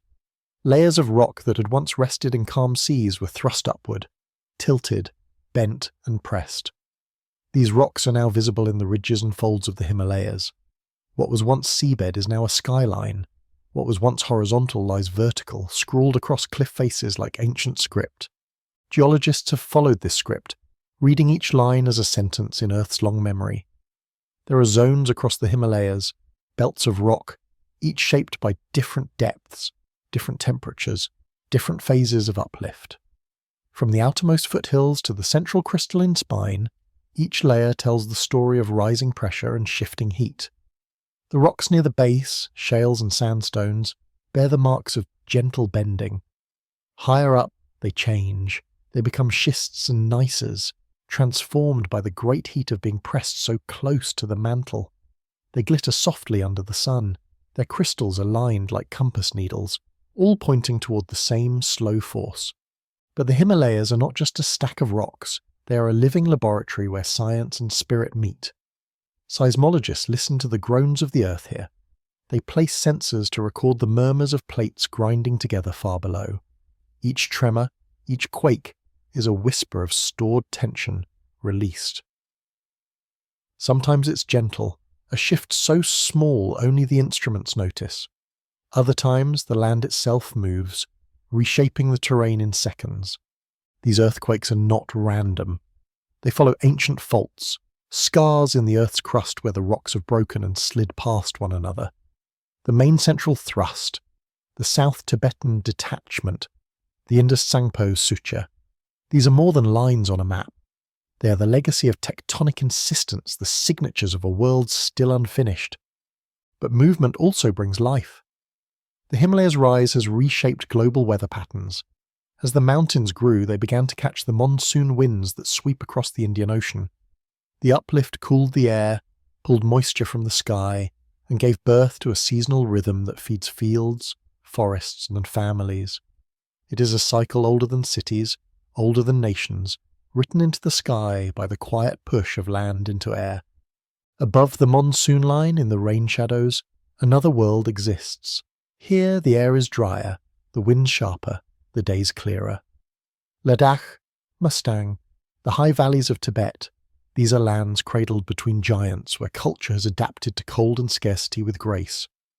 Prayer flags flutter on high passes, yak herders trace old trails, stone walls rise without mortar, fitted by hand, each one a small echo of the mountains that surround them, and in the midst of all this, stone, wind, water, silence, life persists in delicate forms. The Himalayan blue poppy blooms like a secret between rocks. Snowcock call across empty valleys. Tiny insects scurry through the moss at 5,000 meters. Even the glaciers, immense and ancient, hold life in microbial form. Organisms frozen into the ice, still viable, still waiting. These glaciers deserve special attention. They're among the largest reservoirs of fresh water on Earth outside the polar regions. The Siachen, the Gangotri, the Zamu, they feed the rivers that nourish South Asia. They move slowly, almost imperceptibly, grinding rock into powder, shaping the valleys into wide U-shaped arms. As they melt, they release water stored from snows that fell centuries ago. Drinking from these streams is like sipping from deep time. But the glaciers are changing. Many are retreating faster than they can be replenished. As temperatures rise, the delicate balance shifts. Moraine-dammed lakes swell and threaten to burst. Water arrives earlier in the year, disrupting planting cycles. The mountains are not just rising, they are responding. And that response, quiet as it may be, touches every level of the ecosystem. Still, the Himalayas teach us resilience. The forests that cling to their slopes, pine, fir, juniper, hold the soil in place, breathe the mountain's breath, and offer shelter to creatures and people alike. Even when storms strip branches or snows bury trunks, they persist, bending instead of breaking. In the valleys, cultures have emerged that echo the mountain's calm. Practices attuned to season and slope. Wisdom is passed not in speed, but in stillness. The Himalayas do not reward haste. Their paths are steep. Their air is thin. To live here, to truly live, one must slow down, breathe, listen, watch. Every movement becomes intentional, and the mountains give back. Their mineral veins run deep. Copper, lead, even gold, hidden within their folded heart. Their soils, though thin, are rich in stories. Their trails, carved by footsteps over centuries, lead not just to destinations, but to understandings. Above all, the Himalayas remind us of scale, not just size, but time. When you look at a peak like Kanchenjunga or Nanda Devi, you're seeing not just height, but history. The rocks that form these summits were once deep within the earth, part of a story unfolding long before humans stood upright. That story is still being written, inch by inch, with every tremor, every snowfie, every crystal that grows inside a metamorphic seam. In this vastness, we are small, but in that smallness, we are not insignificant. We are part of the same story. We drink the meltwater, we walk the ridges, we breathe the air shaped by their slopes. And when we pause, truly pause, we feel it, the mountain's memory entering our own. So stand still, somewhere along a Himalayan path. Feel the stone beneath your feet. Hear the wind moving across a ridge older than rain. Look at the lines in the rocks, the curve of the land, the way the sun touches the peaks in gold. And know you are standing inside a living moment of Earth's most patient motion. Now let us walk quietly with the Himalayas into their softest truth, not just as towering ridges of rock and ice, but as guardians of time, holding stories longer than memory and deeper than history. For while their peaks pierce the clouds, their foundations reach inward, into the slow churn of the Earth's crust. And in between, along their slopes and valleys, their cliffs and glaciers, they carry not just weight, but wisdom. To live near the Himalayas is to live with change that feels eternal. The mountains rise and fall in rhythms beyond our calendars. A ridge may grow a few millimeters each year, almost unnoticeable, but over millions of years, those quiet gains have made the Himalayas the tallest range in the world. This is not a boast. It is a consequence of slow insistence, of pressure that does not rush, of Earth reshaping itself without needing to be seen. Yet despite their enormity, they are vulnerable. As glaciers retreat and rainfall patterns shift, landslides have become more frequent. Hillsides once covered in stable snow now collapse after heavy rains. Rivers, fed by faster glacial melt, swell and flood farmlands below. These changes are quiet at first. Small shifts in timing, in temperature, in terrain. But over decades they rewrite the balance between land and life. In the villages tucked between the valleys, people know this. Their calendars are not printed. They're sung, told in festivals that follow the planting of barley or the movement of the herds. They know when the rains used to come. They remember when a certain slope still held its snow through June. Change is not just scientific, it's personal. It's felt in the soil, in the footsteps of ancestors, in the silence that deepens after the wind. And still the Himalayas offer peace. Their scale has a strange effect on thought. It slows the heart. It widens the breath. To gaze upon a peak like Dhaulagiri or Makalu is to feel a kind of hush settle over the body, a reverence that has no name. You don't need to summit to feel it. You need only to look and to listen. In these upper realms, silence is not empty. It holds the crack of distant avalanches, the flap of prayer flags, the call of a bird wheeling through the wind. But more than sound, it holds presence, the kind that makes you aware of your own movement, your own breath, your own place in something far older than cities or languages. And the Himalayas endure. Their folds hold heat and pressure. Their faults shift and strain. Yet they remain, offering themselves as teachers, as mirrors, as steady witnesses to the passing of epochs. In their stone we read Earth's dreams. In their water we sip from time. In their air we taste height and light and humility. One day even these giants will change. The forces that raise them will ease. The climate will carve them softer. The glaciers will melt entirely. Perhaps millions of years from now, the peaks we know today will be rounded hills, their stories buried under forests or sea. Perhaps people will live in valleys that were once unreachable. Or perhaps they will only know these shapes from ancient books or bones found in dry riverbeds. But their influence will linger, because the Himalayas are not just geography, they are gestures of what Earth can become when it yields to slow, relentless transformation. They are proof that what is massive was once motion, that what stands still once surged. And perhaps the most powerful thing they teach is this, that endurance is not the absence of change, but its acceptance. The mountains rise not to resist erosion, but to meet it. They fold, not to avoid tension, but to carry it with grace. They do not deny movement, they embody it. When a mountain pass opens to the sky and reveals a line of peaks, sharp and blue and endless, something in the body remembers, not a memory of a specific time or place, but of belonging, of returning to something we didn't know we missed, of touching the earth not as ground, but as kin. You walk a little slower here, you speak more softly, you watch your step not out of fear, but out of respect. Every rock has fallen from something higher. Every stream has melted from an age-old source. Every gust of wind has touched snow that may not return. This is a place where impermanence feels like permanence, where every moment echoes with all that came before. And this echo is gentle. It doesn't command, it invites. It says, you too are part of this. You are not the center, but you are not separate. You rise and fall like the peaks. You erode and rebuild like the slopes. You breathe with the wind, you carry the weight of memory folded into your skin. The Himalayas are not only outside of us, they live inside the part of us that longs for stillness, that reaches toward perspective, that kneels before something too vast to name. So the next time you find yourself in need of grounding, of silence, of something beyond the surface, think of these mountains. not as cold or distant, but as living forms, as old breaths still exhaling, as stone dreaming upward. And know this, you too are shaped by slow pressures, by quiet transformations, by time that curves without sound. And like the Himalayas, you're still rising, not quickly and not loudly, but with purpose and with grace. Beneath the stillness of the earth, beneath the roots of trees and the deepest bones of mountains, there is motion, slow, glowing, full of quiet power. It does not roar, though sometimes it may. It does not rush, though it has shaped worlds. This is magma, molten rock, moving softly beneath the crust, a kind of underground breath, ancient and alive.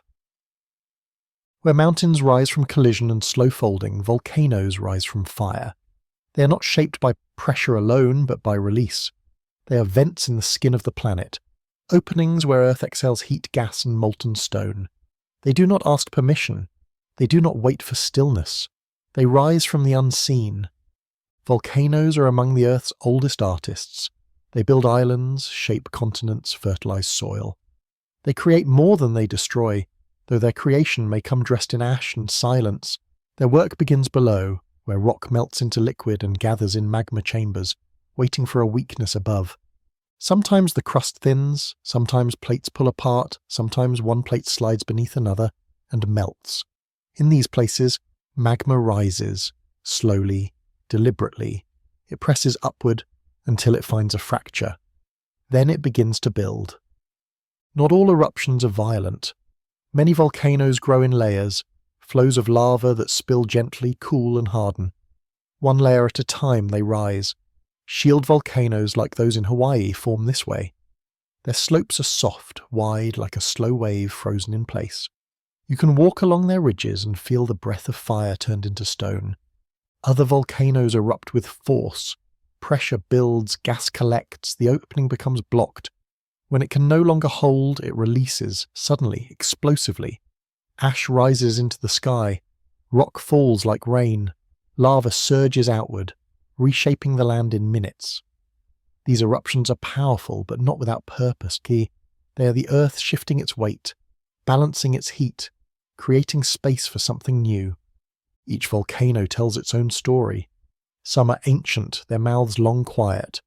Others are new, born in living memory. In Iceland, entire islands have risen from the sea within decades. In Japan, in Italy, in the Pacific Ring of Fire, volcanoes mark the edges of plates, sketching a circle of heat around the ocean's rim. Each one is part of a larger breath, Earth's heat moving toward the surface, and from that heat, land is made. The Hawaiian Islands were built this way.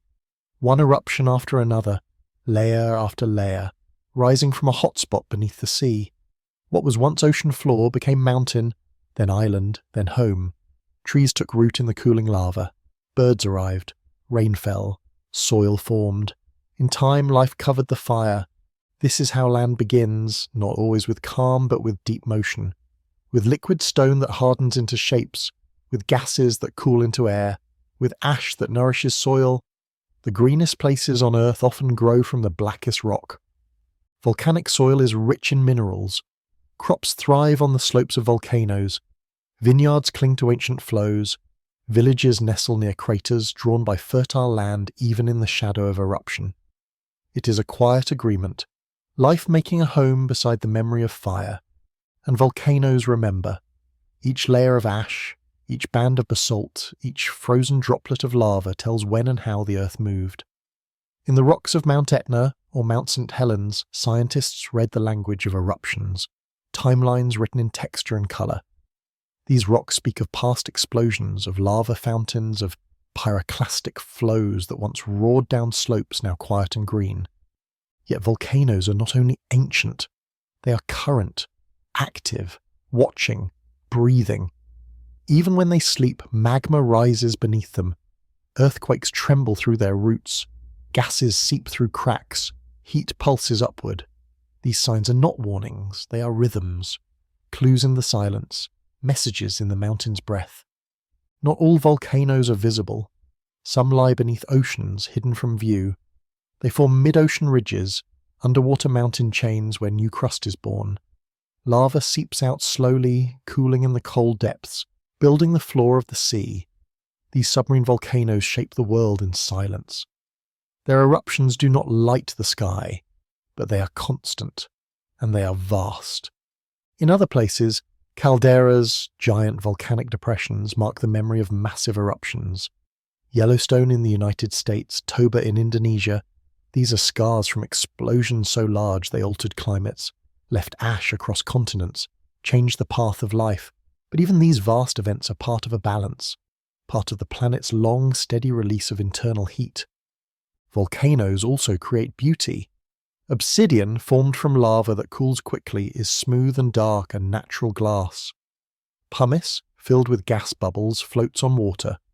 Basalt columns rise in hexagonal patterns where lava has cooled slowly and cracked. These rocks are more than artifacts. They are sculptures of transformation. And yet volcanoes can surprise. They may slumber for centuries, then wake in a single day. Mont Pelée, Vesuvius, Krakatoa, all erupted with little warning, reminding us that the Earth's rhythms are not always ours to predict. These moments of awakening are not just geological, they are emotional. They remind us that the ground is alive. But the story of volcanoes is not only one of fire, it is one of change, of heat becoming form, of danger becoming life, of Earth becoming itself again and again. And so we live with volcanoes, we build near them, we study them, we fear them, and sometimes we revere them. In many cultures, volcanoes are sacred. They are seen as deities, as spirits, as portals to the deep. Offerings are made, songs are sung. People gather to honor what they cannot control but can respect. Because volcanoes are not wild. They are purposeful. They are the Earth's way of expressing pressure, of creating space, of beginning again. So when you see a volcano, whether quiet or smoking, whether rising from sea or land, know this: you are looking at a process, not a peak. A journey of heat, of pressure, of release. A slow emergence of land from fire.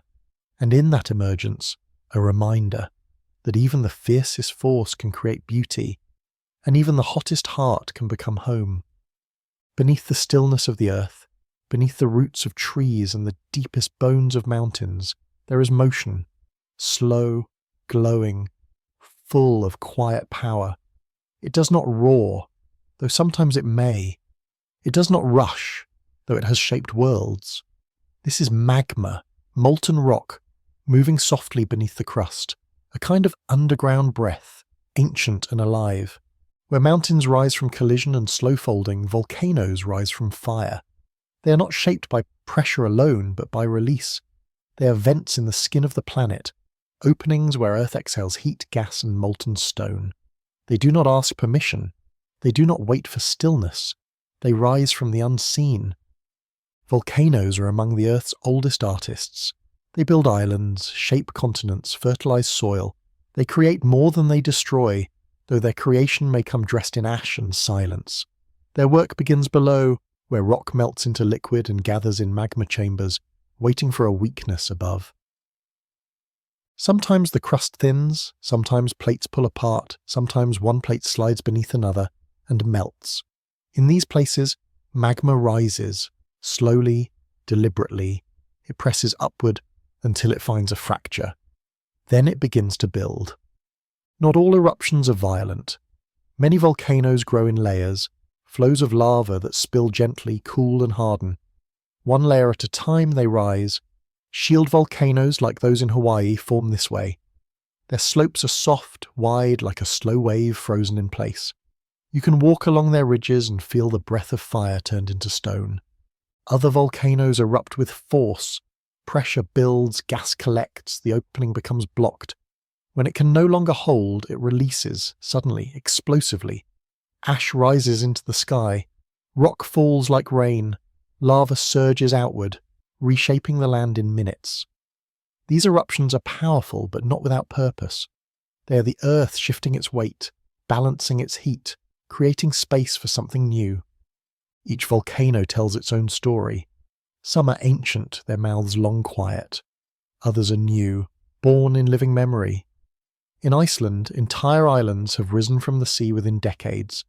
In Japan, In Italy, in the Pacific Ring of Fire, volcanoes mark the edges of plates, sketching a circle of heat around the ocean's rim. Each one is part of a larger breath, Earth's heat moving toward the surface, and from that heat, land is made. The Hawaiian Islands were built this way, one eruption after another, layer after layer, rising from a hotspot beneath the sea. What was once ocean floor became mountain, then island, then home. Trees took root in the cooling lava, birds arrived, rain fell, soil formed. In time, life covered the fire. This is how land begins, not always with calm but with deep motion, with liquid stone that hardens into shapes, with gases that cool into air, with ash that nourishes soil. The greenest places on Earth often grow from the blackest rock. Volcanic soil is rich in minerals. Crops thrive on the slopes of volcanoes. Vineyards cling to ancient flows.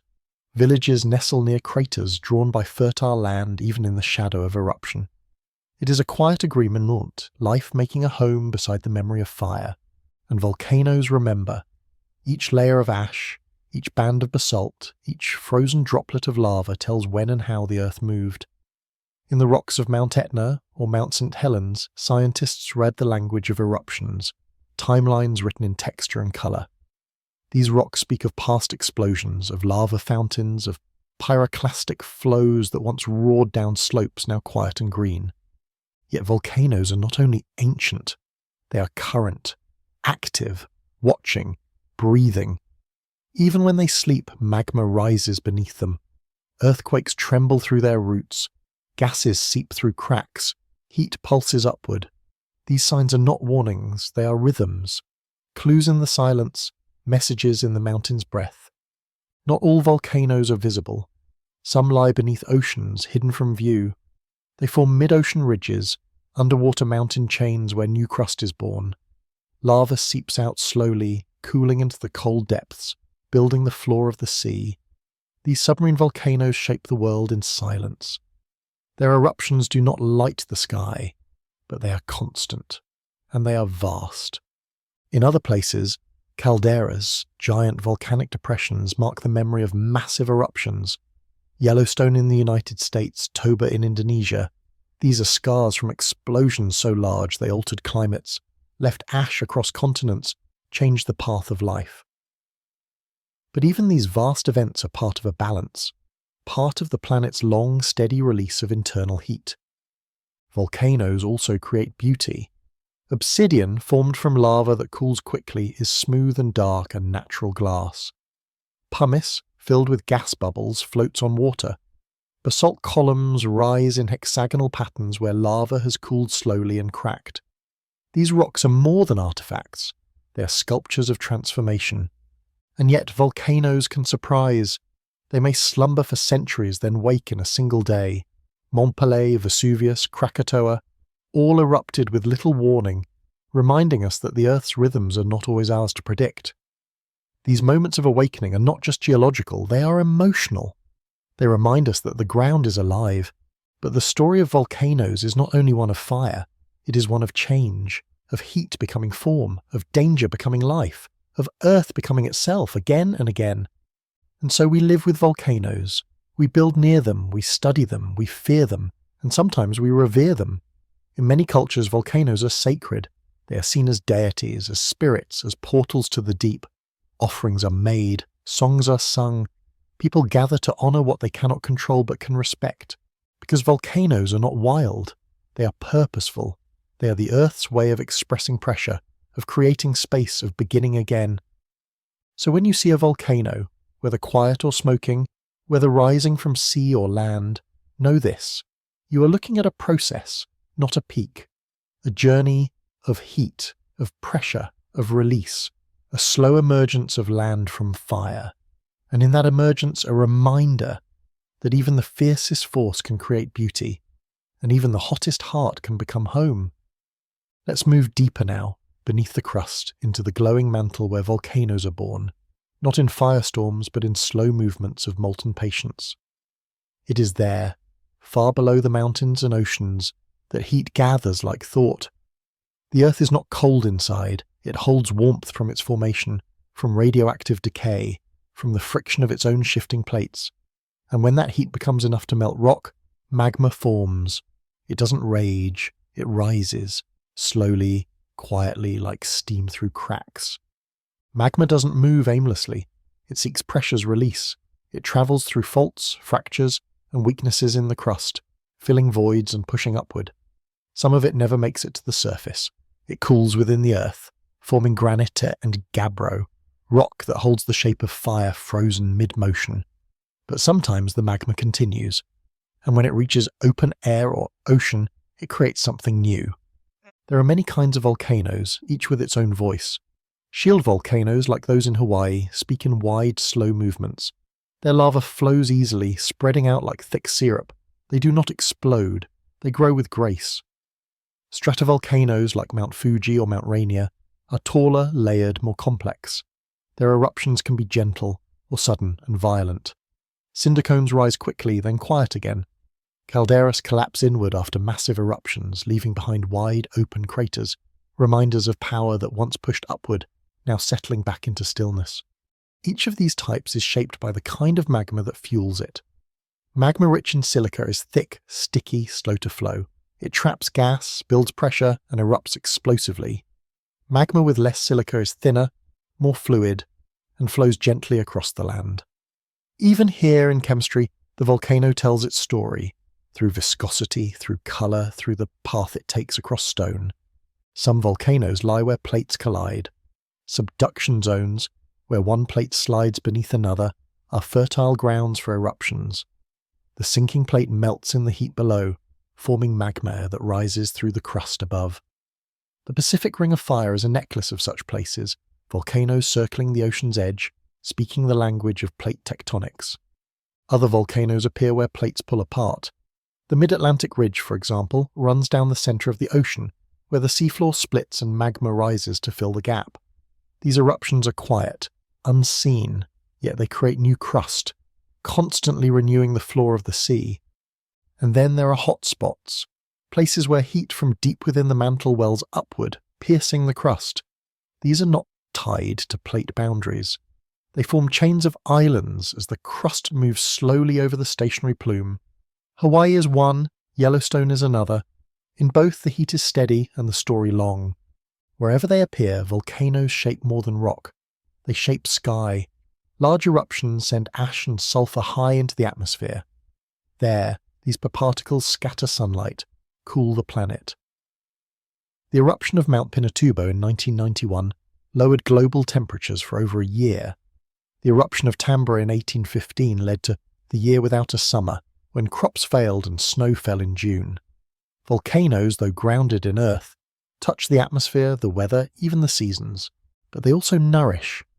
Volcanic ash may blanket fields, but it also brings minerals, iron, magnesium, potassium needed for life to flourish.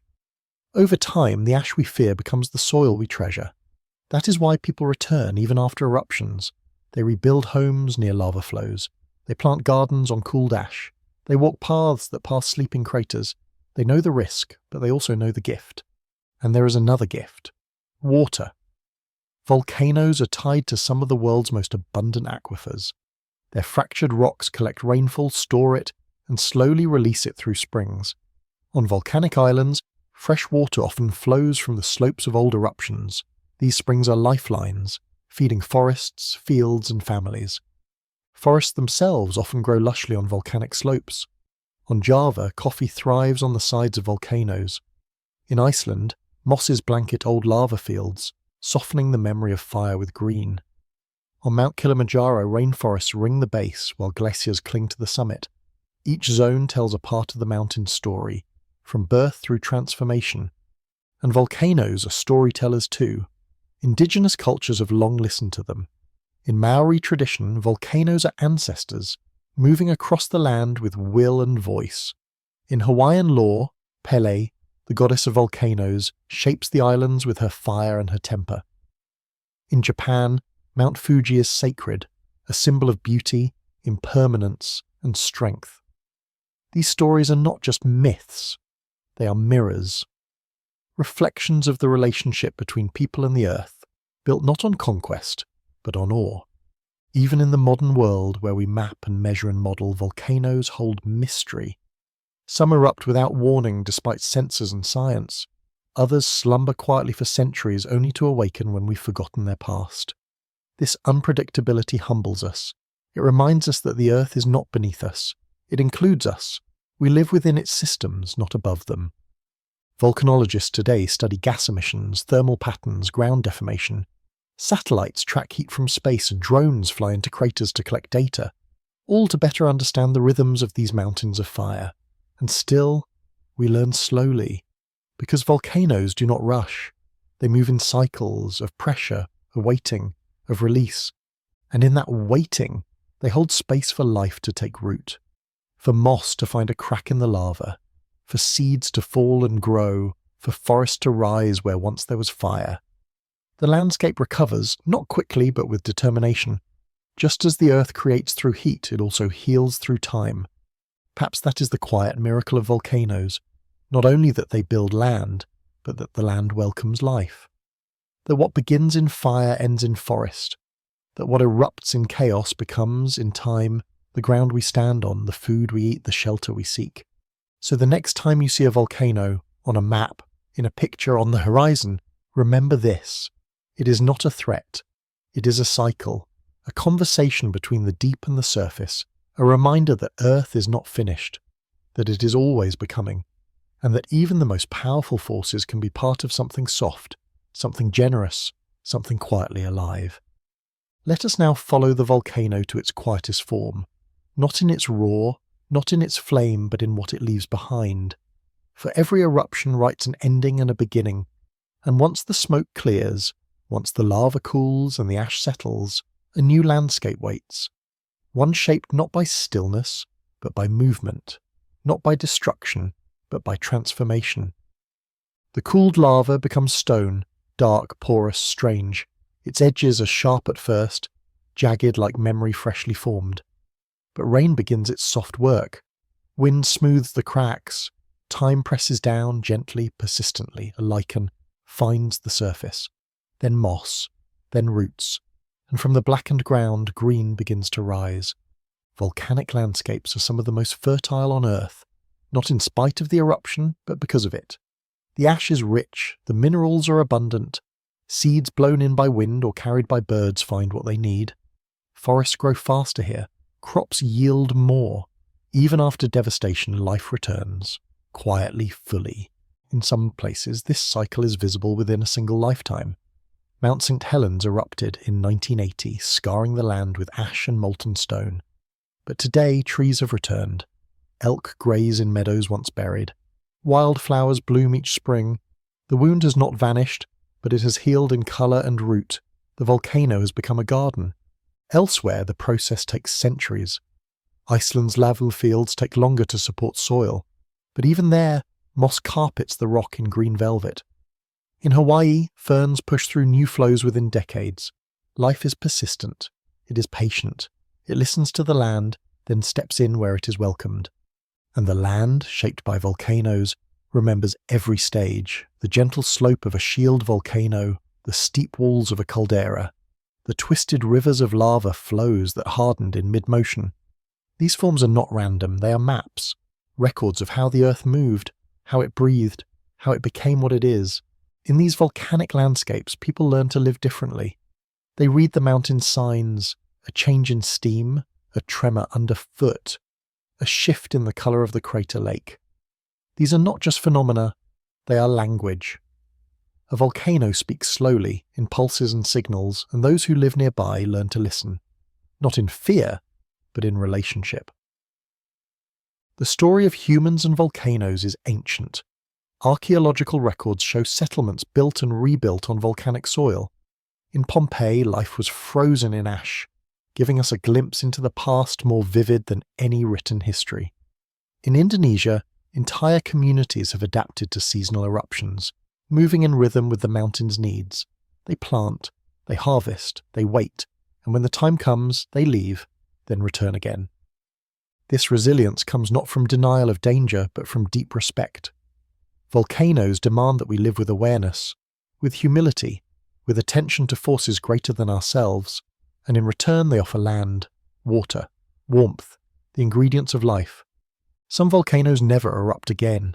They become part of the landscape, quiet giants, their cones softened by rain, their craters filled with lakes.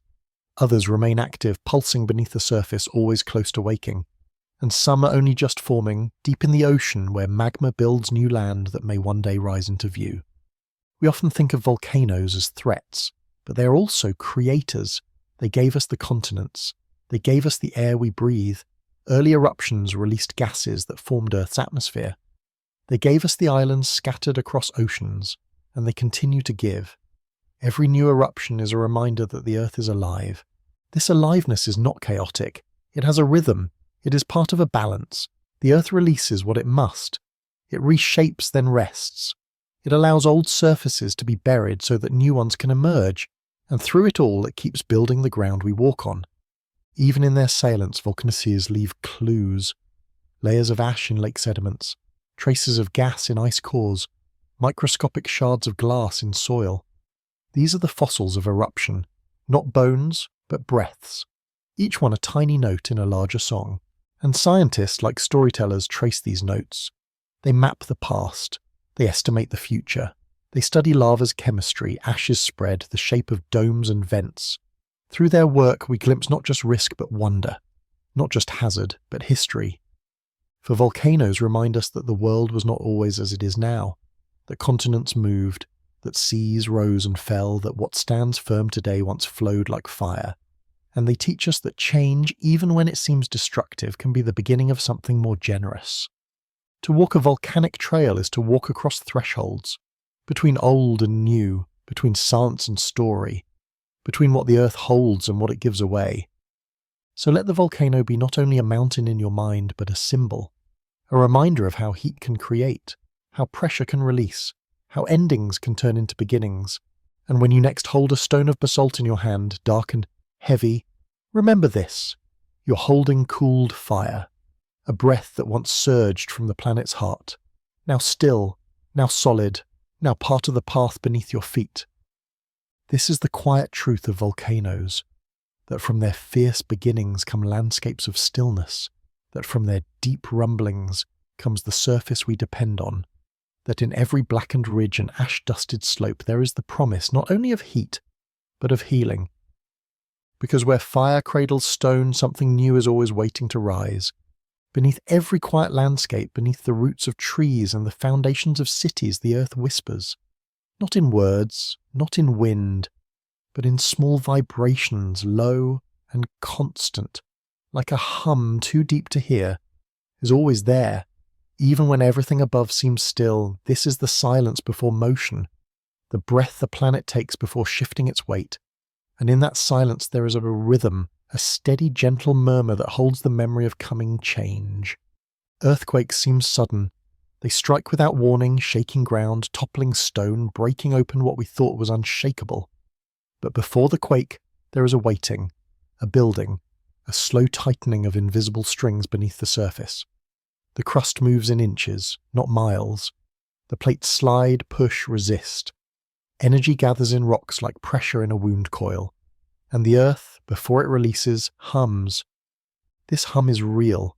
It's not imagination. Scientists have recorded it, tiny tremors too small to feel but always present. They call it microseismic activity, a background vibration created by wind on the ocean, by waves striking the shore, by storms travelling over water. These waves move through the seafloor and into the continents, creating a kind of planetary song. We don't hear it with ears, but instruments do. The earth is never truly silent. And deeper still, there are other vibrations, ones that come not from weather, but from tension building within the crust.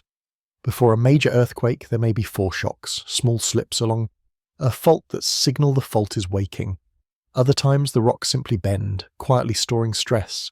The air changes, groundwater levels shift.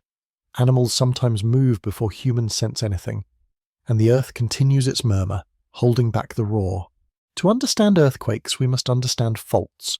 These are not wounds in the earth, they are boundaries. Places where two blocks of crust meet and try to move past each other. Some faults slip easily, releasing tension in small bursts. Others lock, refusing to move, until the strain becomes too much. Then they break. The release is quick, the shaking is sharp, but the build-up may have taken centuries. There are different kinds of faults. Strike-slip faults, like the San Andreas in California, where plates slide horizontally. Thrust faults, where one block is pushed over another, often creating mountains. Normal faults, where the crust pulls apart, thinning and sinking. Each fault type tells a different story of motion and resistance. Each is part of the Earth's need to adjust. The moment of an earthquake lasts only seconds, sometimes minutes. But in that time, enormous energy is released. Seismic waves ripple outward in all directions. P waves that compress, S waves that shear, surface waves that roll and ripple.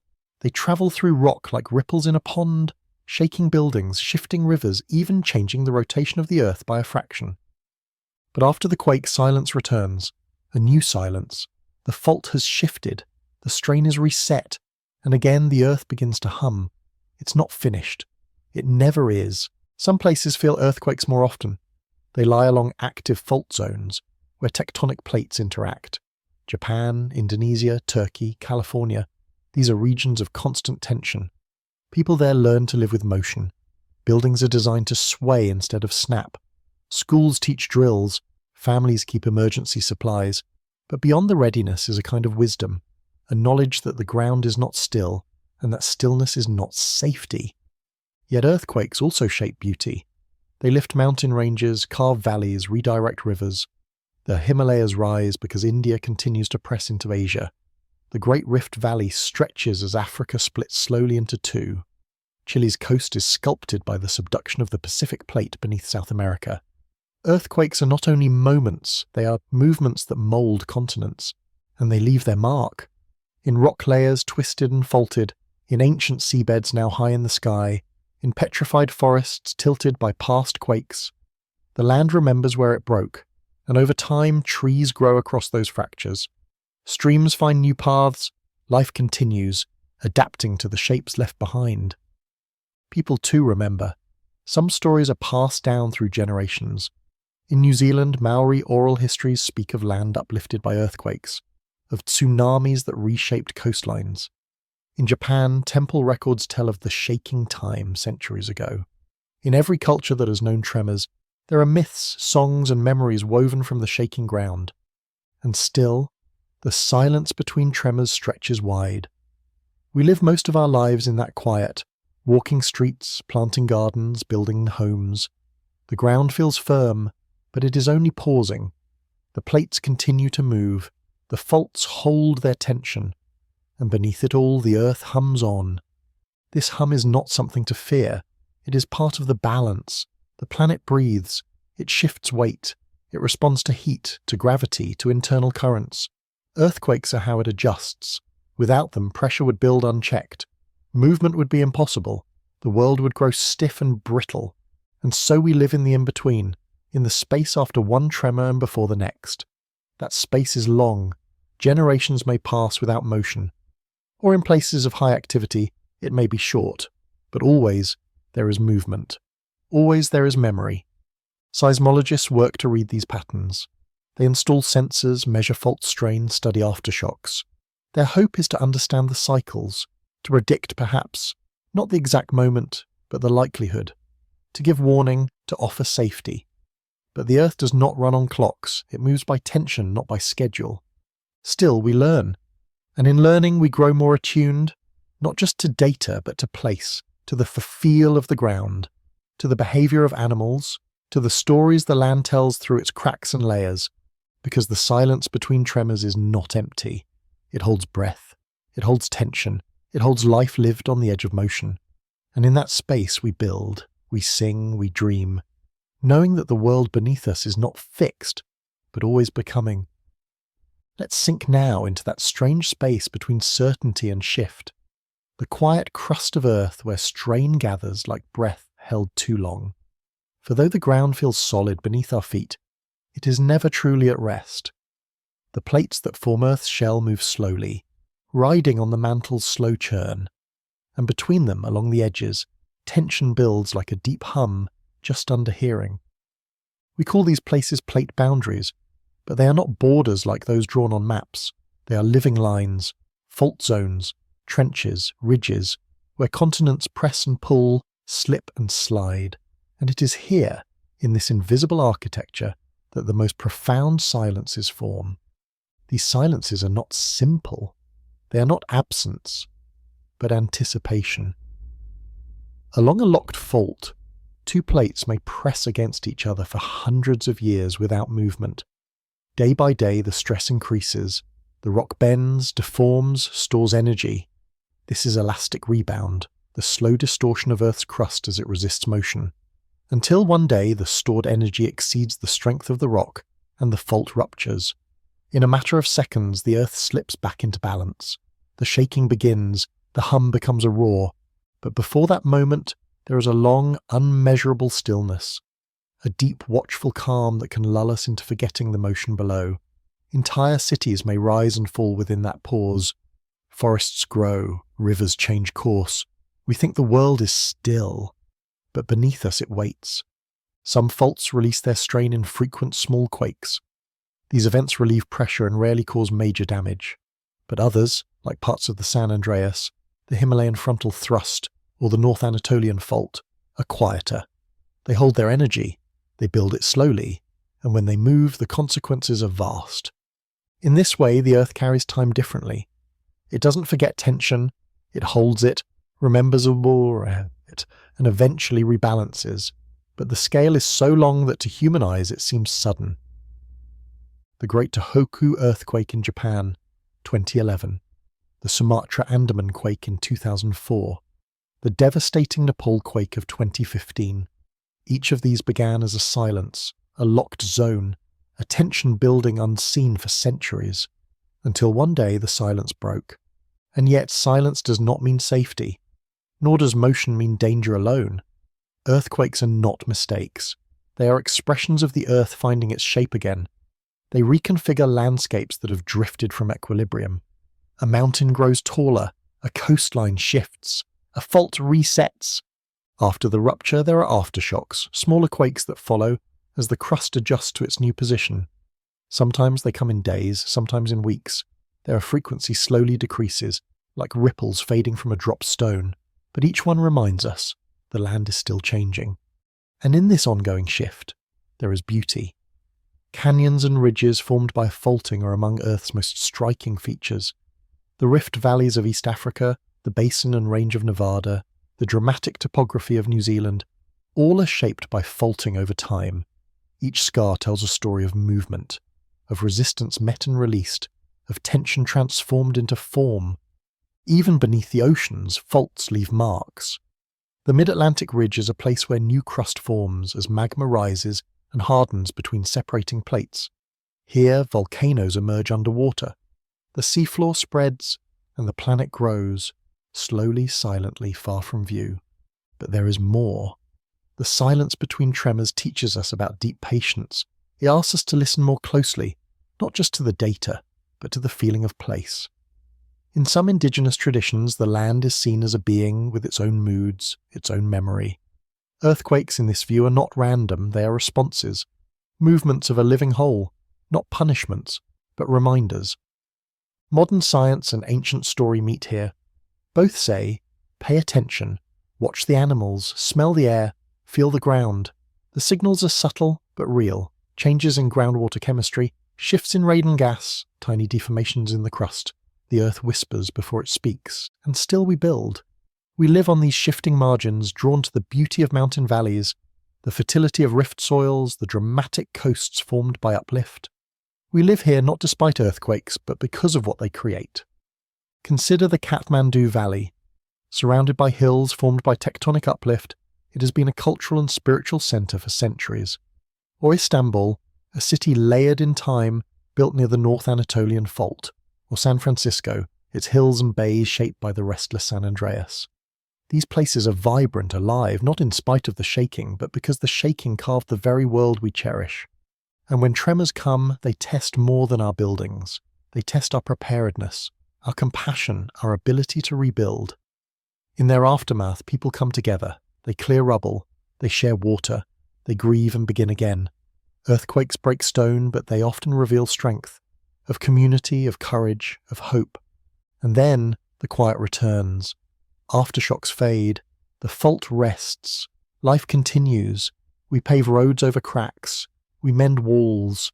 Children grow up never having felt the last big quake. The memory softens, but the fault remembers, and the earth hums on. Some scientists now believe that slow slip events, movements so gradual they don't cause shaking, may be part of the same story. These silent quakes release energy over weeks or months deep underground. We can't feel them, but instruments can, and by studying them we learn how the earth sometimes chooses gentleness over fracture. This possibility offers hope, that not all release must come with violence, that there are ways, even for the earth, to shift softly. And so we live in this in-between, the time before, the time after, the silence between tremors. It is not empty, it is full of memory, of motion, of potential, and in that fullness we are reminded that stillness is never truly still, that beneath our lives the planet moves, not with haste but with meaning. We do not walk on static ground, we walk on balance, on tension, on a planet finding its shape, and that shape includes us. Now let us move gently toward the closing breath of this story, into the stillness that follows the tremor, and the memory the earth carries long after the shaking stops. For while an earthquake may last only seconds, its presence lingers, in the land, in the people, in the silence that comes after. That silence is not absence. It is full of rearrangement. Beneath the surface, the fault line has shifted. The rocks have let go, the pressure has been released, at least for now, but the crust is not finished. New stress begins to build again, and slowly, over years, perhaps decades, the tension will rise once more. Still, there is something sacred in this in-between. The earth has spoken. The energy stored in silence has found its voice, and now it quiets again, allowing everything above to rebuild, to remember, to reshape. In many places, the land itself holds the record of past earthquakes. Uplifted shorelines, tilted terraces, offset streams, these are the Earth's long memory, written not in ink but in form. In places like Alaska, Sumatra or Chile, the coastline shows where the land leapt during subduction quakes. Entire stretches of ground lifted meters in moments. Trees that once stood at the sea's edge now sit inland, and where there was once beach there is now forest. In deserts, ancient faults break the surface like scars. Long straight lines stretch across gravel plains, too precise to be natural chance. These are fault traces, the marks of sudden movement in slow landscapes, and near these scars the ground sometimes folds upward, forming ridges known as pressure ridges, each one a soft monument to a force long past. Yet the memory of earthquakes is not just geologic, it is emotional. It lives in stories, in architecture, in ritual. People build differently in places that remember. Foundations are laid deeper. Stones are stacked with care. Wood is chosen for its flexibility. Doors are set to swing open rather than jam. These choices are small, but they carry the weight of knowing. In some cultures, songs and dances recall the quake, not to mourn, but to acknowledge, to remember the motion and the stillness that followed, to honour the earth not for its destruction, but for its truth, that nothing stays unchanged, that movement is life, and life continues after the quake. Seeds crack open in the disturbed soil, rain falls, dust settles, birds return, people clean the streets, clear the rubble, tell the stories again. There is grief, yes, but also growth. This is what the silence between tremors gives us, not only peace but perspective, a chance to pause, to look at the land beneath our feet and know that it is not inert. It is not background. It is a participant in everything we build. Some people find this unsettling. They wish the ground would stay still, but others find comfort in the motion. It reminds them that change is natural, that nothing breaks forever, that even deep fractures can heal with time, because the earth, for all its power, is not reckless. Its movements are the product of balance, gravity, heat, pressure, friction, all working together.